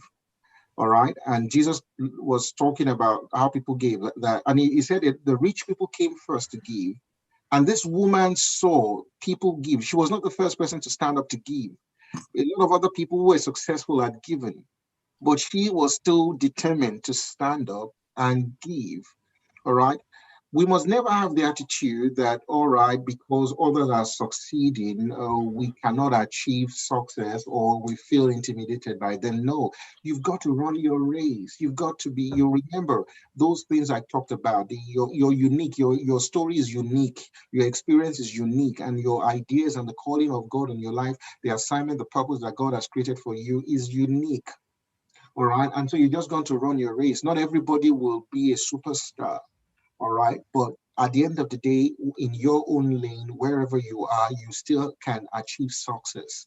All right. And so it's in our mindset that we've got to have the right mindset and the right mentality and never minimize ourselves. Sometimes we reduce our own value by comparing ourselves with other people. Never compare yourselves with other people. Now, a lot of you may hear my story now, be like, whoa, this guy's a big boy. Well, you don't know where I'm coming from. All right, let me use the correct Nigerian accent now. I'm not sure whether I have one anymore. All right, you don't know where, if you know the kind of suffering I've suffered in my life in this country of Australia, if you know how I've suffered, and one day I'll have the opportunity to share my story, okay, of how I really started and suffered. But so when you see me today, and I'm still not the finished product. I came from somewhere. A book is coming out. Tell them. Yeah, my book is coming out. Another book is coming out in December, and that's my memoir, the actual story, right, of how I came from Nigeria to Australia, of my life, my family, my parents, my siblings, my life, my family. You would see that. All right. As a 6-year-old, I was abused by a neighbor. As my dad passed away. We had no money. We had Christmases where we had nothing to eat. I came to this country with $500 on a 3-month tourist visa, stayed with somebody, moved around. The first place I lived, I had to share house with a Pakistani. He almost killed me with his curries and all that. I'm telling you, I hated curry. The smell of the curry and the turmeric and garlic, almost every night, I was almost like choking to death for 3 or 4 months living with this guy. All right. So all my shirts were smelling of curry. All right, because this guy was into curry. So, but a lot of people don't know the story. The first over on call I did when I was working, I didn't have a car. I left. I was in the library. I forgot I had to go home. I was engrossed in what I was reading. And then they closed the library. The librarian said, go home, go home, go home. This was in Australia, in Newcastle. And then I got out, there was no bus. I got out, there was no bus. And I was my first week at work. I was trying to read everything about, all the patients I'd seen that day, not realizing that there was no bus in winter. And I didn't have a jacket. Honestly, I was freezing to death. I was freezing. I was like, God. I had to call the clinical superintendent of the hospital who left his home to pick me up. He was nice enough to pick me up and say, wow, never do this again. So listen, there's a story behind all of what you're seeing, okay? So we must understand that, and you just build your own story because your message is going to be in your story. All right, I'll stop there. Thank you for that, sir. Dr. Sam, do you have something to add to that? Yeah, it's okay to feel smaller than people sometimes, maybe because of what they have achieved and you haven't achieved. But there's something that you must always remember. No one is better than you. They are just doing better than you. I'm going to say that again. Nobody on the surface of the earth is better than you. They are just doing better than you. There's something they are doing that you need to learn, then you will do better too. God has not given anybody a super brain and then give another person an inferior brain. No one is better than you. So don't ever feel smaller than anyone. You just need to know that maybe there are some things you don't know yet. Maybe there are some things you're not doing yet. And as you know those things, as you begin to do those things, I'd love the words of Maya Angelou. She often say that when we know better, we do better. So maybe there are some things you need to know. Thank God you're a part of this webinar. You've learned some things tonight, and then you also, or this morning, wherever you're watching from, then it means you need to start acting so that you can begin to do better. All right. Thank you for that, sir. So the next question is, was there any time you felt like giving up, and how did you overcome it? Maybe we'll start with Dr. Sam this time. All right, thank you. Great question. I felt like giving up a lot of times. I'm just going to use that story that I've used in all of today's session, which is the story of Motivitality. There was a time I was asking myself, who sent me? like, like, why am I doing videos every week for God's sake, and all, when I would spend 10 hours editing videos and all of that, and we take the whole day, take time off, time that I'm supposed to be spending with my family or even sleeping and all of that. And then I'll be like, why am I doing this? But then I will always answer myself because I know my why. And the why is that there are destinies connected to what I am doing. So I cannot give up. There are generations connected. The videos I'm doing are on the internet and they will last generations. They will last beyond my lifetime. There are people who would watch those. In fact, some of my videos are making rounds now and I've done them since 2017. YouTube keeps informing me that, this one is having 3,000 views, 5,000 views. And the ones I'm doing even later are getting 100 views. And the ones that I did in 2017 are getting 3,000 views. Like just in 2020, people are finding them and they're going viral. So somebody must be sharing them somewhere and they're getting thousands of views. So those destinies keep me going. And there will be times you feel like that, but don't let that stop you. Don't let that stop you. Always leverage on God's strength. Always leverage on God's joy. Always leverage on your why, because he who has a why, like the words of Viktor Frankl, can bear anyhow, can bear anyhow. You can bear anyhow. Excellent. So Dr. Nee, what does planning look like? Do I plan my whole life or just a section of it? And when you say planning, do you mean setting goals? It's difficult to plan your whole life, and in fact, people who often plan their own life often have, when people plan their life, they don't plan detours, and a lot of us don't understand the power of a detour. If you've heard Priscilla Shirer speak about detours, that detours are programmed diversions on our pathway to destiny. A lot of us, when we plan our life, we just plan a straightforward express road to our destination, not knowing that God is going to take us through a lot of detours. Detours are longer, they are unexpected. How many times have you faced a detour on your way home thinking you will get home in 20 minutes, but you see turn right because somebody is, maybe they're, fixing the road, and then you have to go through a bend. It's unexpected, it's sudden. So a lot of things will happen along the way, no matter how you plan. I plan to come to Australia, but then I was set back. Initially, when I planned to come to Australia, I wanted to pay, and then my father got sick. So I had to push my exam back by almost 6 months. Ultimately, the money for the exam I spent on my dad. Do you know that the money I used to pay for my Australian Medical Council exams, I paid on the Tuesday after my father died on a Sunday. My father died on a Sunday morning in 2008. He was supposed to have surgery that week. I had borrowed money from my friend, and I've seen his wife here connect with us. I borrowed money that weekend from my friend to pay the hospital for his surgery. So when my father died, I didn't return the money. I took that money and I went straight to Guaranteed Trust Bank and I paid for my Australian exams on 2 days after my father passed away. I just felt, I said, if I don't pay it now, the burial, burial will suck away everything. So I knew that I'd got to let that go. So detours will come along our way. It's difficult to do that. What you can do is to, whatever project you have on, you plan that.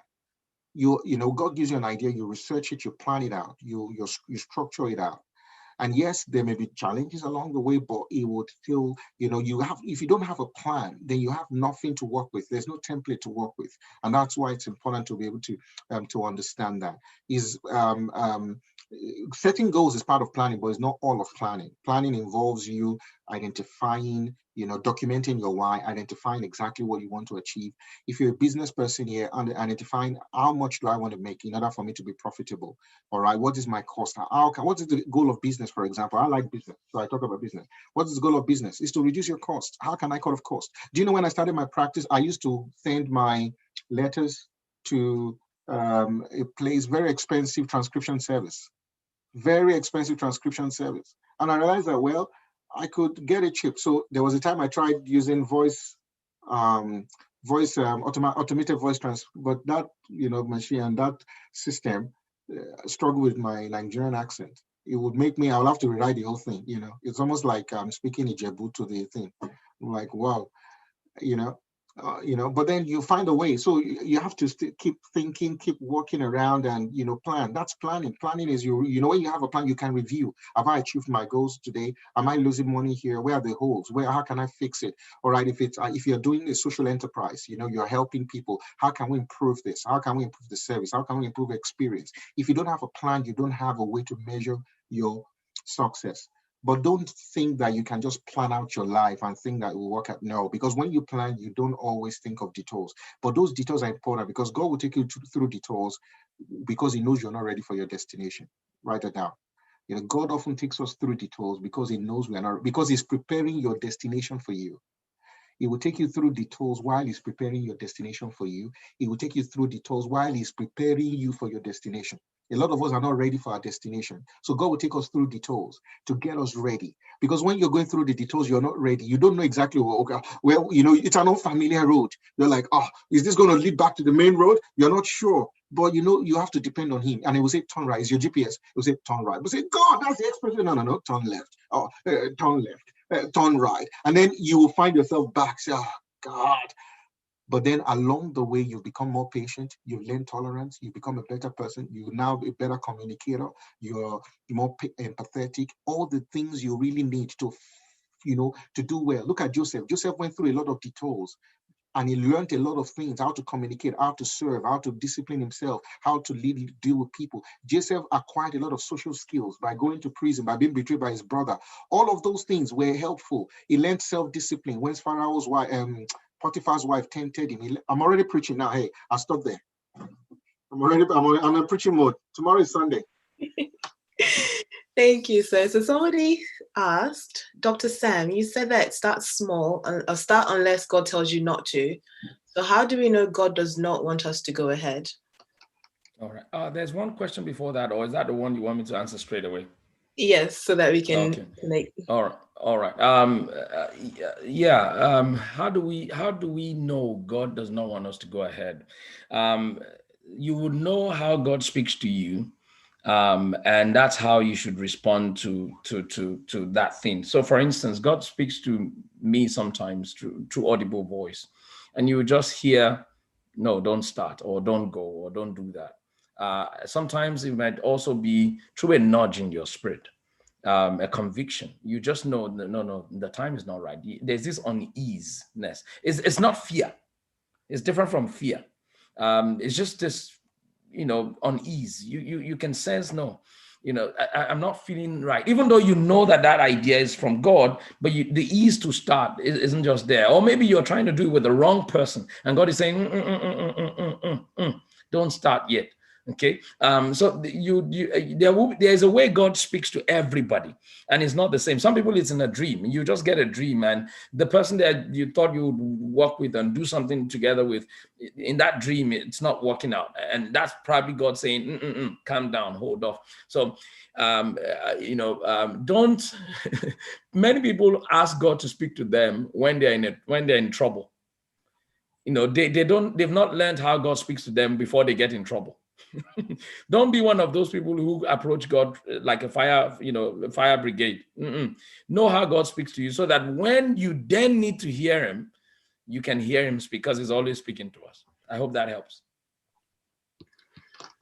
Okay, so the next question says, have you ever had what is termed imposter syndrome? If yes, how did you overcome that? Or was there ever a time that you had a doubt about your calling? So imposter syndrome is that, for those who are not familiar with the term, is a term that is often used in psychology to describe people who sort of doubt their own abilities and skills, and they have this sort of sense of poor self-esteem, low self-worth, and they just tend to minimize themselves and feel that they're never good enough. And it takes a lot of rewiring to be able to do that. That's something that will require a lot of coaching and mentoring to come out of, because if you never see yourself as being good enough, if you don't see your value, like someone said, what is self-worth? A lot of us think self-worth is what we are worth. But in the words of Fela, self-worth is defined or determined by the value you offer to people. And as long as you're able to offer value to people, you've got worth. Your worth is not defined by what you have or by how many degrees you have or what you have accumulated. It's the value you can, and everybody can create value. But sometimes our sense of judgment is inverted so that we cannot see ourselves the way God sees us. We minimize ourselves, we reduce ourselves, and we feel that we're not good enough. And it can even happen to the most brilliant people. You know, I remember the day I was supposed to present. I was nominated for an award, Young Investigator Award in Australia. This was actually in Auckland. This conference was in Auckland in 2015. I did some research project just at the beginning of my PhD, and I went to present this paper, and I just felt I was the only Black guy in the whole room, and I just felt so intimidated. My voice was shaking. You know, you could see I was panicking because I thought all these people were better than me. I thought they already knew the subject, but guess what? They didn't know the subject. I had done the research. Do you understand? And so I just pushed away the fear, and I just started talking. And when I did my, when you're in a scientific, or academic environment, you make your declarations or you declare whatever conflicts of interest. You know, you say, well, I don't have any conflicts or I've not received any. So my only declaration was I was nervous. And everyone laughed. I said I was nervous. I told everybody, and they were laughing. But within 1 or 2 minutes, I shook that off, and I just realized that these people actually everybody came to meet me that, wow, that was a wonderful presentation. And I didn't have to change the way I spoke like a normal Naija boy. Do you understand what I'm saying? I didn't change, have you seen some people who would Americanize their accent, even though it's loaded with bullets? You understand? It's more catastrophic. If you're going to Australianize or Americanize your accent and give us a fake British accent full of bombs that, everybody will have to duck. Just be yourself, be original, be natural, and don't reduce yourself. I don't work with people who always blame race on everything. I don't work with people who always think they're not good enough. I don't, why? Because you will never be good enough if you always think you're not good enough. You're always saying to yourself, oh, we're not good enough, we're not good. Who said that? All right, no, that's not true. And sorry, Tofumi, I'll just quickly also use that to talk about environmental factors that mitigate against our plans. The next question, in a place like Nigeria, okay? Well, what you don't realize is that there are a lot of people who are doing great work in Nigeria. Do you understand? Now, for those people who are here who are Nigerians, yes, there's a lot of problems. There are lots of problems there. There are a lot of challenges there. There's no doubt about that. And it's systemic in a way that it makes it difficult for young entrepreneurs, young, people with great minds and ideas to scale, to walk through. But that's why you're here. While you're here, remember what we talked about, your purpose would always attract your provision. Your purpose will always attract your provision. And all you need to do is to take that first step and put yourself out there. It may not be, about two or three of my coaches are in Nigeria. Can you imagine that? My, 2 or 3 of the people who coach me are not living in Australia. They're living in Nigeria. People I pay every month to teach. They're not based here. So there are people of value everywhere. And there are challenges everywhere in the world. There's no place in the world where there's no challenge. The only difference is that some people have 24-hour power supply, some don't have. The last time I visited Nigeria, man, I had a driver. I was like, whoa, driver, wow. Do you understand what I'm saying? I wanted to eat beans and bread, and somebody was running around. And my host, I think they're here. Like here, you go and serve yourself, and my wife will make you wash the plates. After about 4 weeks in Nigeria, I came back. She was like, we're back here, wash the plates. There's no kunle. Come and watch a plate. No, you do it yourself. Everywhere we have our own challenges. You know what I mean? But you can still make it. You can. Don't look at the difficulty. Look at what are the opportunities. There are people who are making it. There are people who are succeeding. You've got to do it what you can. I don't know whether Dr. Sam wants to say something to that too. Thank you, sir. That's a very powerful answer. The essence of consistency and persistence is the fact that it will not be easy. In fact, the reason why we have the word persistence and consistency is the fact that it will not be easy. There'll be factors that will militate against what you do, but you must find the intestinal fortitude to keep moving despite all of those challenges. So that's what I would add for that particular question. Thank you both. I think that kind of answers the next question, but I'll ask just in case you do have anything else to add to that. So the next question is, how can someone maintain consistency and persistency when the environment, or rather the country, does not support innovation and creativity? Oh, that's the one Dr. Nee answered actually that we took, right? No, that one was about militating. Yeah, that Oh, was. okay. Yeah, but it's quite similar, isn't it? Yeah, but the only other thing I would say is that you've got to be different. You've got to think different. You know that advert that talks about think different, be different. Okay. All right. So if you're in a place that does not support innovation, that does not support creativity, you've got to think different. All right. And you've got to just start to view things differently and work with people who are, different. You've got to join groups and connect with people who are succeeding and find out how. There's always a way to do it. There's always a way. You know, I was amazed when I went to Nigeria the last time to see people. I know things are tough, but there are a lot of people who are still doing great things there. Great things. I'm like, wow, this is great. There's, so I believe there are opportunities. Anywhere God has put you, there are opportunities there. All right. And I know that for some people, they may feel, well, all you're talking about is, not practical here. But if you have that kind of attitude, then you get what you think. But if you believe that you can, then I'm sure you will.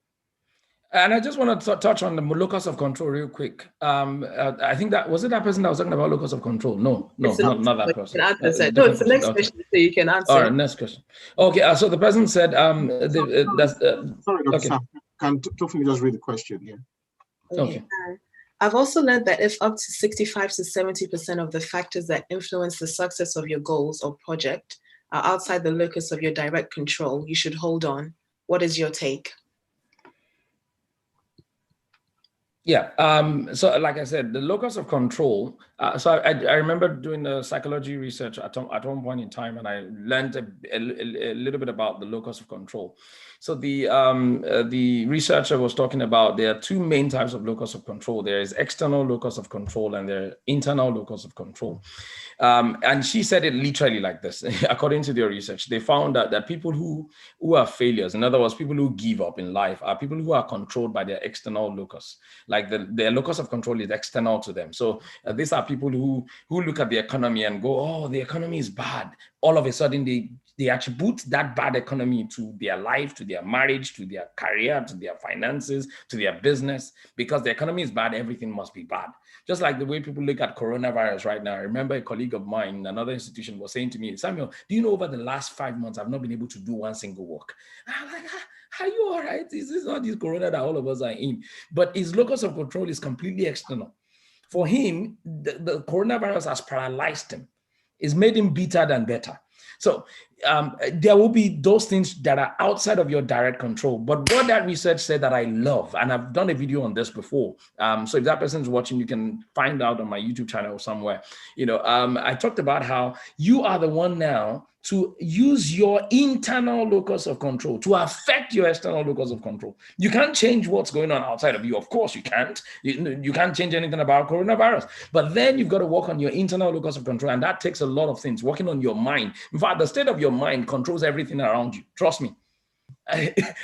The state of your mind controls literally everything that happens around you. Yes, rain is falling. You can't control the rain, but how you think about rain is so powerful.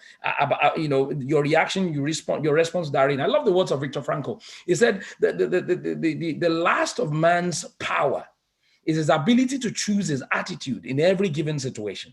Mm-hmm. That's the last of man's power. Your ability to choose how you respond to a particular situation. So don't let the things that you can't control you.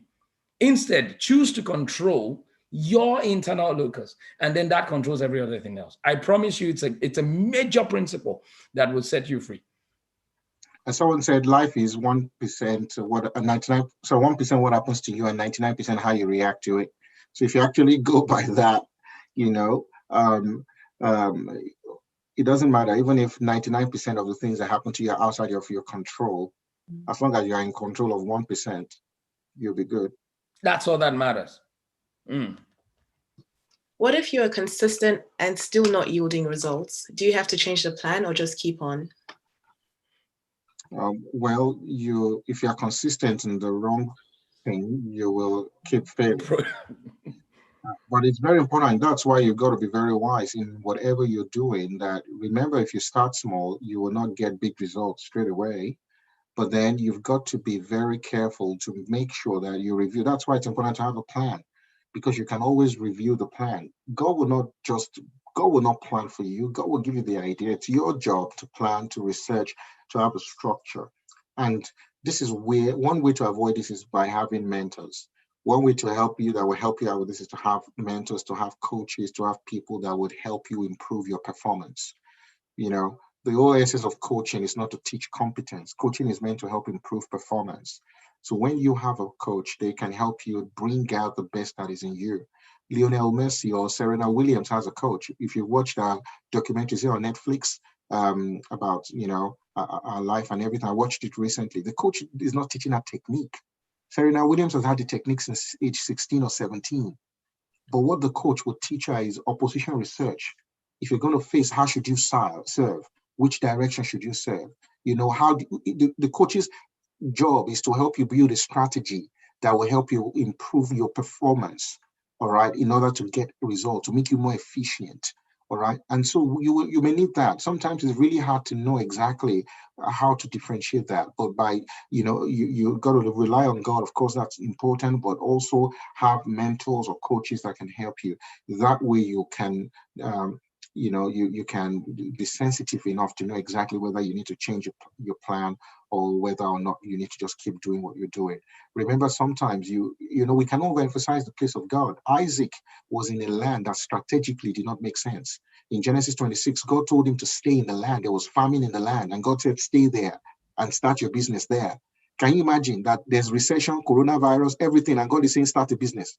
And you're like, whoa. Some of you in Lagos, for example, God may be saying start a business, and you're like, well, how can I start a business when there's NSAS and this burning and destruction? And God is saying start. And God told Isaac, start in the midst of famine. Do you know that same year he got 100-fold? That same year. God said, don't go down to Egypt. Oh, no. He said, I'm going abroad. God said, no, don't go abroad.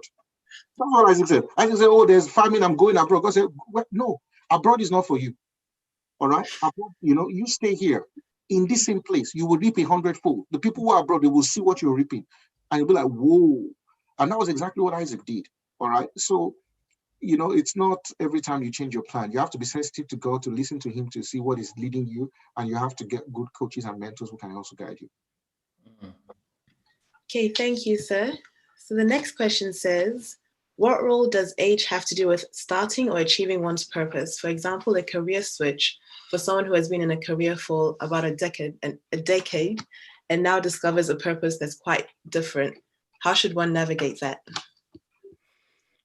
First of all, age has no role to play. That's number one. Let me just be very blunt. Age has no role to play. If God has shown you your purpose, you've got to run with it. But to answer that question a bit quite practically, someone has been in a career for 20 years and then now they've discovered their purpose. They know clearly what they're supposed to be doing. What you need is a transition plan. You need a transition plan. And oftentimes you can't do that on your own. You're going to probably need a coach, just like Dr. Need told us. You're going to need someone who's been there, who's been in the path that you have now discovered that is your path.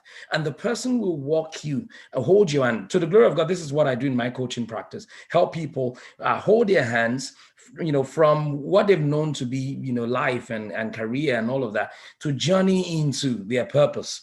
How can you build a personal brand? How do you stay consistent? How do you preach your message? How do you get into that? Literally, you're going to almost have to need a coach, because of course, this is a new terrain for you, and transitioning would often require some strategy, some things you probably don't know yet. So you don't want to do it on your own. You want to get a mentor. You want to get a coach. But the key is to transition. You can't quit your job immediately, of course, because you have bills to pay, your family to feed. But you need a strategy to go from here to there. Okay, where there, of course, is your purpose. I hope that helps. And I'm mindful of our time. That's why I'm trying to make sure that we answer that quickly. Excellent. Thank you. So we've got about 6 questions left. So the next one says, how do I see opportunities and or original ideas? What happens if the idea or opportunity is not something I'm passionate about? Well, I think we did, myself and Dr. Sal, we did something about ideas some time ago. By the way, shout out to Mr. Gbalaja. Mr. Gbalaja is my brother-in-law. God bless you.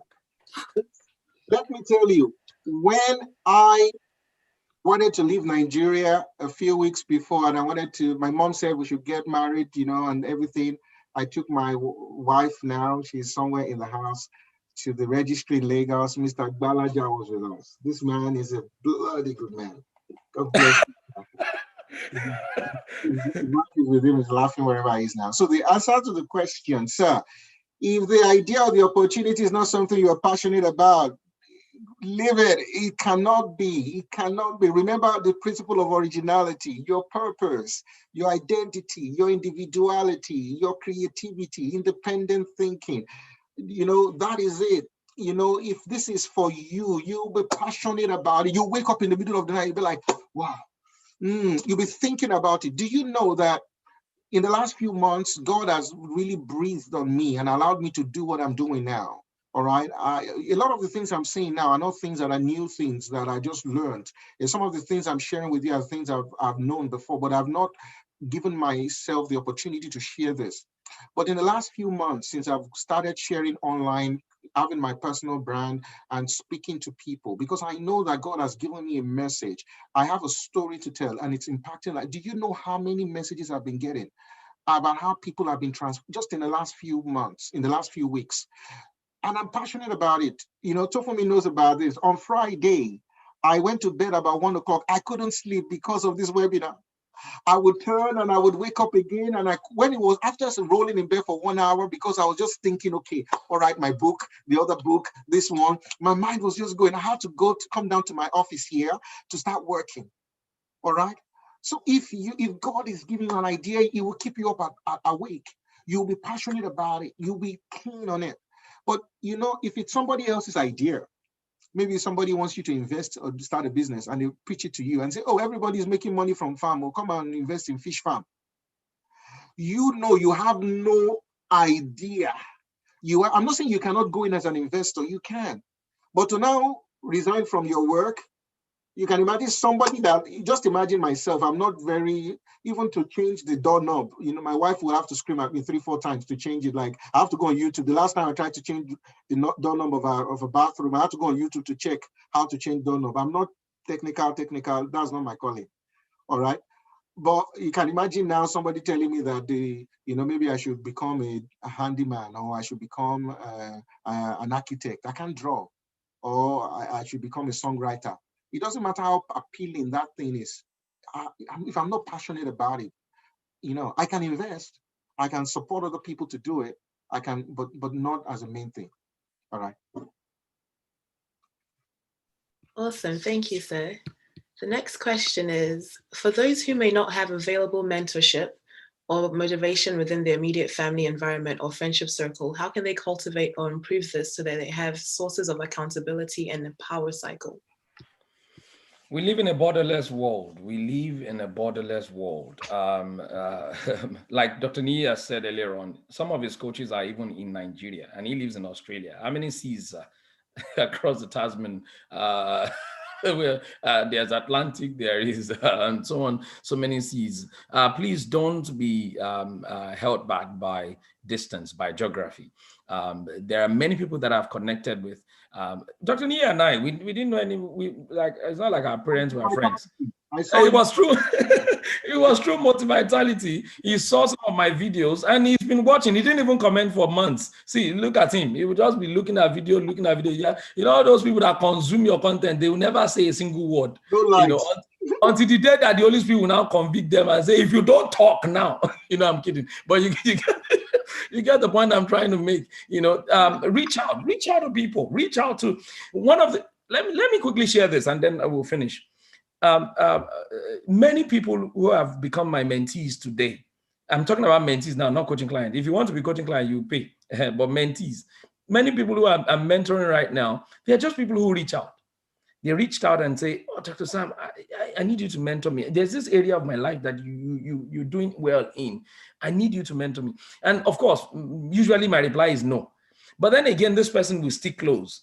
They're doing well. I'm watching them and I'm seeing their attitude. I'm seeing their character. One day I will just call them and go, "Okay, I'll mentor you." And it's happened many times. So don't, and these are people that are not even within my circle. I have a mentee right now in the Caribbeans. Okay, that I don't do anything in the Caribbean. So the point I'm trying to make is reach out. Don't let geography stop you. No boundaries unless the ones you put there yourself. Excellent, thank you, sir. So the next question says, you cited a case of Abraham taking direct steps to obey God, even without consulting his wife. Is it okay not to carry one spouse along? This one is Dr. Nee, you're answering. No, this is for. I am not here. I'm not here. I will refer you to Dr. Samuel Kudayo's wife, who is a relationship coach. I am offline. You know what? I would not speak into. I was using that example in a different dimension. Okay, I don't support it. All right, I don't support it. So if you are having an idea and on a project, your first set of fans should be your wife or your husband, your spouse, your family. They should be part of it. Let's just leave it there. That's what I would recommend. But for more details, you should go to, what's the Facebook group? Relationship with Dudusha.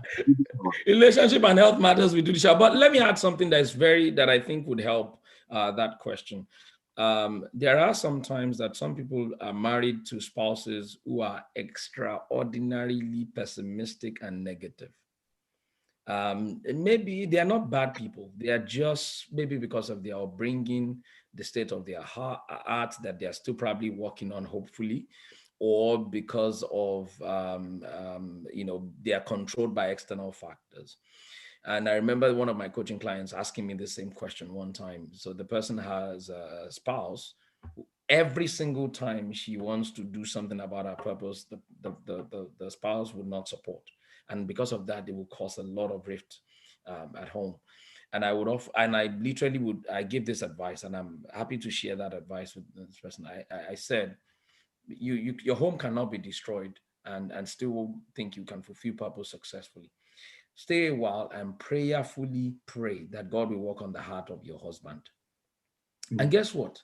We did that. And within about 2 months, it was the husband that called her again and said, okay, you know that thing that I said you shouldn't do. Okay, you can do this, but don't do this yet.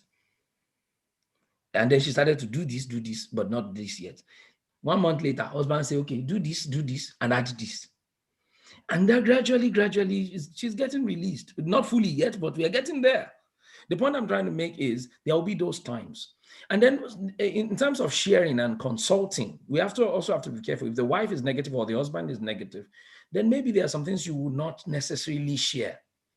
Especially if it's maybe a plan for the future or something like that, you may just hold off for a while, and share with a coach, share with a mentor, get their perspective, and then ask them, how do you think I should go about this with the way my husband is a bit negative or my wife is negative? And they'll give you some godly wisdom, because not sometimes if you have a godly wife, that person is positive, the person would encourage you. Oh my goodness, please share everything. That's one of the things that has helped me a lot in my life. I have a wife that the moment I say I want to do this idea, she said, go for it. We are doing it. She will say, we are doing it. And before you know it, something that I thought was 100 before is now 500. So, but not everyone is blessed like that. Yeah. Mm-hmm. Excellent. Thank you. We've got 3 more questions. What will you recommend as strategies for bouncing back from setbacks and improving resilience en route our purpose so as not to get totally demotivated and give up? Dr. Nee? No. Dr. Sam? It's the word bounce itself says a lot about where you started from. The word bounce. If you, I don't have a ball. I wish I had a ball. When you pick something that bounces, speaks a lot about where it starts from. When you reach your lowest lows, all right, do you want to go back to your highest highs again? And what were the things that got you to your highest highs? Where did you start from? Remember those 3 questions I talked about. Who are you? Why do you start? And where do you see yourself going? In fact, if there's anything I've realized with God, before he starts anything with you, he wants to make sure you get those 3 things right. God always wants to make sure you get your identity right. He wants to make sure you get, it gives you a vision. It shows you where he's taking you. And then he gives you a purpose. It gives you a revelation of your purpose. And then he says, start. And that way, there'll be times the Sanballat and Tobiah of this world will come to you, come against what you're building. And then you can remind them of who you are. You can remind them of why you're doing what you're doing. And you can remind them of where you're going. See, when you know those three things quite clearly, nothing can pull you down. Time will not permit me to share the story of, but I'll just quickly highlight it. There was a time I started my PhD. I came here as a 23-year-old to do my PhD. And one guy looked me in the eye and said, "You are too young to do a PhD. You know, go back and go and get some experience and then come back." When I was your age, they gave me a scholarship in Cambridge. I refused to take it, you know, so you go back. And the guy worked it out such that they failed me, you know, and literally, I remember then I was depressed, I was sad, I was crying literally every day, you know, but God showed up for me. And why did God show up? It showed up because I was not ready to give up too. I was not ready to give up. God showed up and he made a way. And I finished that same PhD the same day I was supposed to finish it. So you must know who you are. Because if you don't know who you are, people will suggest identities to you. And it is in picking up their identities, you know, that you lose who you really are. So know who you are, be sure of who you are, be sure of why you are, which is your purpose, and be very sure of where you're going, which is the vision, the revelation of your purpose. I hope that helps. I think you've also kind of answered the next question, which is, what do you do when plans get shattered? Fall back on those three questions. Fall back on those. If you don't have answers to those three questions, please don't start anything yet. Don't start anything yet. They should be the main foundation for starting anything. Awesome. So our final question says, what happens in the case when one has consistently followed a purpose and one seems not to be there yet? Should one stop? Should one tend to consider another path? Or how long should one wait to consider a path not worth pursuing or a purpose not worth pursuing? But the most scary phrase or word in this question is a purpose. That's the most scary part, a purpose. See, if it's a purpose that is not the purpose, God's purpose for your life, that's living life on trial and error. But if it's the purpose of God for your life, all the answer to those questions is no. Don't stop. Keep moving. Keep trusting God. Keep hearing from God. But if it's your own purpose, because in life people carve out their own purpose. You know, they go, "Oh, given that I am this and this and this, I should actually be doing this one. I should be a medical doctor. Oh, my dad did medical doctor, so I'm Babatunde. I should do medical doctor too." You know, all of those kind of things. Those things can render you very vulnerable to you know, people's opinion, vulnerable to things, you know, to situations and circumstances in life. But if it's the purpose of God for your life, listen. It is like building your house on a rock. Like the Bible says in Matthew chapter 7, the winds will come, the storm will come, but guess what? You will remain firm because you would have an answer to the storm. You would have an answer to the wind. You would have an answer, and that answer never. That's why you cannot have you know, you can't follow anybody's purpose or even your own purpose. Man is susceptible to changing their minds anytime, but only God does not change his mind. That's why his purpose, the Bible says that nevertheless, the purpose of God will prevail. It will prevail. It's only a matter of time. Even if you don't have what to eat now, if life is tough now, if you stick to the purpose of God, not your purpose, not any man's purpose, you will prevail in the end. I hope that helps. Can I just add to that? And I'll just share this quick one before we go. Sometimes plans do not fall in place. For those who have not heard the story before, fine. For those who have heard it, hear it again, especially members of Beautiful Gate. That's the church we pastor. You'd have heard this. You see, when I first came to Australia, I came on a tourist visa, and my plan was to do the exam. I was hoping that I'll do my medical exam and I'll get a job straight away. But it did not work that way. I could not get a job. Everybody was just they were just saying no and no and no. And I remember there was a time I just felt that I'd done what was wrong. I felt I'd not heard God clearly. I felt I'd jumped the gun. I felt I'd made a mistake. You see, they gave me 3 months visa. All right. Can you hear me? Somebody said they can't hear me. Can you hear me? Thumbs up if you can hear me. You can hear me? Good. Beautiful. So 3 months visa was what I came to Australia with. And I remember that it was when it was 1 week to the end of my visa, the expiration of my visa, I decided, I was scared. I knew I had to go back. I knew that there was nothing. So God just laid it in my heart to go to the mayor, of the town where I was. It was a town of 600 people. And I think I wrote this story on LinkedIn some time ago as well. And I decided to do that. You see, when you're in the lowest of your lows, where there are no options, look up. There would always be a way. I was sharing in a church I was invited to preach on Sunday about Agar, that Agar thought she had no options. Agar was taken by Abraham when she was about 13. She was a small girl when she came into Abraham's life. It wasn't Agar's fault that they couldn't have a child. Abraham went to Egypt and took on Egyptian slaves and came back to Canaan with Agar.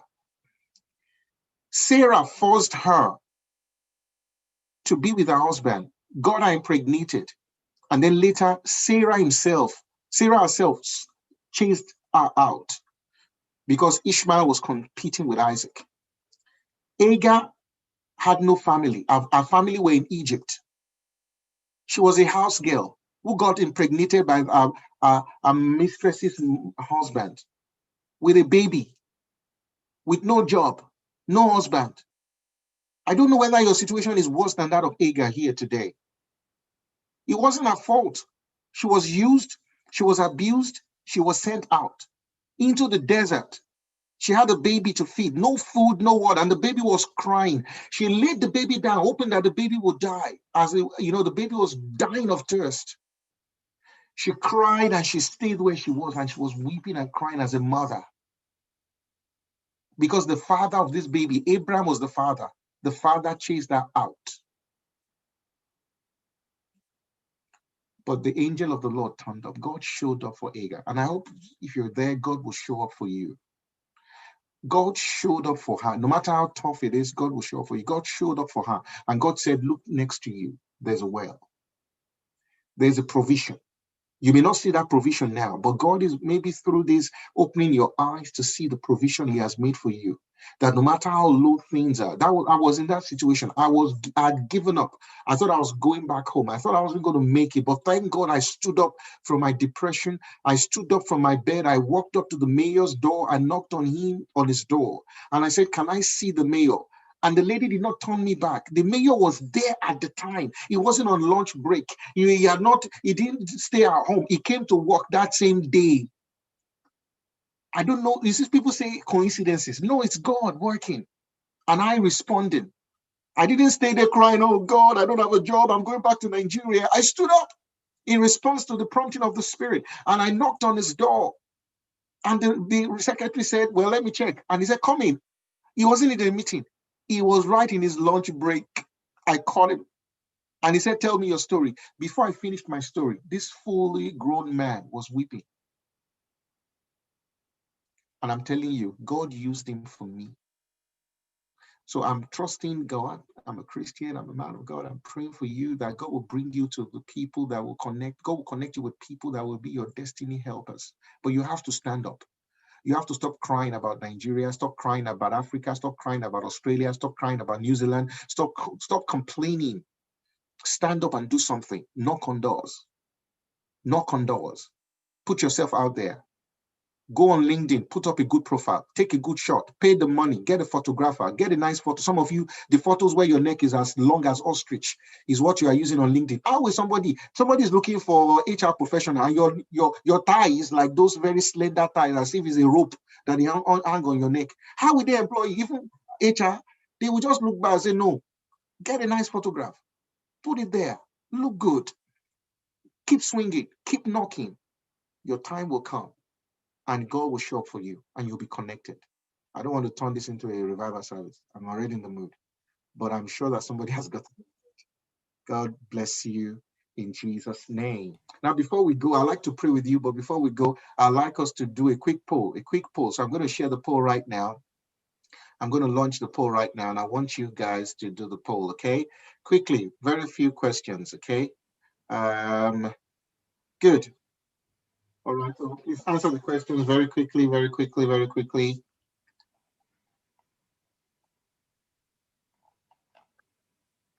How do you rate this webinar? Choose an option. Yes, please, please, please. Yes, quickly.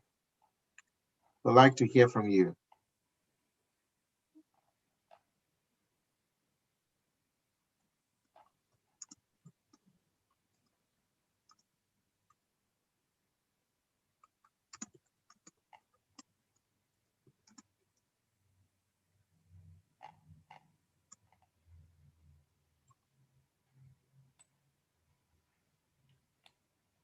How many people? Yes, 63. Yes, please help us with this poll. Let's see.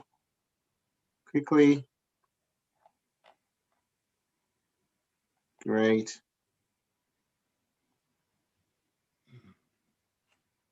73%. A few more people. Once we get it to 80%, we'll stop the poll. Thank you, thank you, thank you. All right, I think we'll stop it there. 76%. All right.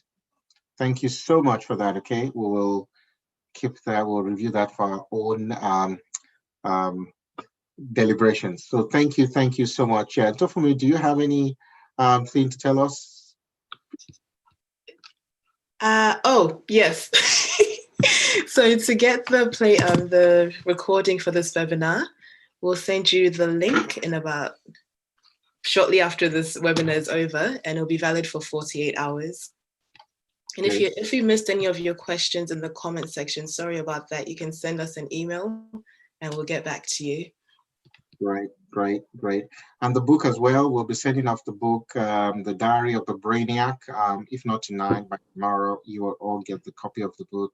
Please send your comments back to me. It would mean a lot to me. So thank you so much. Oh, someone said they've been watching on Facebook. That's great, that's great, that's great. Thank you, thank you. That's wonderful. Before we go, let's put in a word. Use one word to describe how today has been. One word, one word. Let me see. One word, just one word. You're only allowed to use one word. One word. Oh, Kemi. Oh, is that Kemi? I'm not sure. I'm not sure. I am not sure. Okay. Epic, inspirational. Wow, encouraging, fantastic, reviving. Lord, wow, I can't keep up with this. Damilare says inspirational, rejuvenating. Praise God. Glory to Jesus. Blessed, inspiring. Yes, we're blessed. Glory to Jesus. Hallelujah for that. Yes. Okay. So that's refreshing to know that it's been a blessing to you guys and that you guys have found value. And I hope that you'll join us again when we call on you for another edition, if God allows us to do it. Blessing, Ekundayo. The one and only do That's this. my wife. Amazing. That's great. So thank you all. God bless you so much. And thank you so much for connecting with us. And I also want to say thank you to Tofumi, who has been the invisible hand behind the scene, trying to help make this work. God bless you all. Well, I want to leave you with a word of prayer, okay? And I trust God that God will help, it will answer our prayers, okay? I know whatever challenge you have there, God will give you a touch, a word, and it will make a difference in your life. Lord, I thank you for every single man and woman out there who is connected with us and those who will be watching this recording. I pray in the name of Jesus that, Lord, you will open up a way for them, those who are in tight corners, those who need inspiration, those who need they need guidance and clarity about their purpose, about their plans, about their processes. Oh Lord, I'm asking that God, you would open up their eyes to see the provision you've made available to them. I pray that your blessings will be on them, your grace will flow through them. And I pray that every single person here, as they start, Lord God, you will encourage them. Those that are about to give up will receive encouragement. Those that are about to turn back, oh God, will not turn back anymore. They will keep going, they will keep swinging, they will keep digging, they will keep planting until they see the reward and their success will be sure. Lord, I thank you because I know you have done it. In Jesus' name, we pray. Amen. God bless you once again. Thanks for connecting with us. It's a wonderful Wonderful to have you guys. And I'm going to play a song, and you know, you can, wherever you are, you rejoice with us. And it's so nice to have you here. God bless you so much. Okay.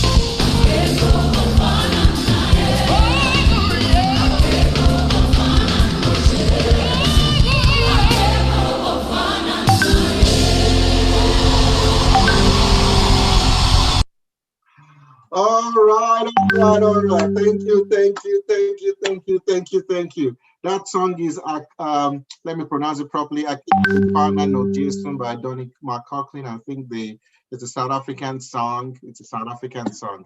God bless you. Love you so much. Now it's time to have dinner. And for those in Nigeria, have a wonderful day. For those in England, wonderful day. And for those in New Zealand, go to bed. All right. Bye-bye. Tofumi. Yeah. Where are you? Yeah. Thank you so much. Good night, Yes. sir. Bye-bye to everyone. Bye, God bless you. Good everybody. night. Bye-bye.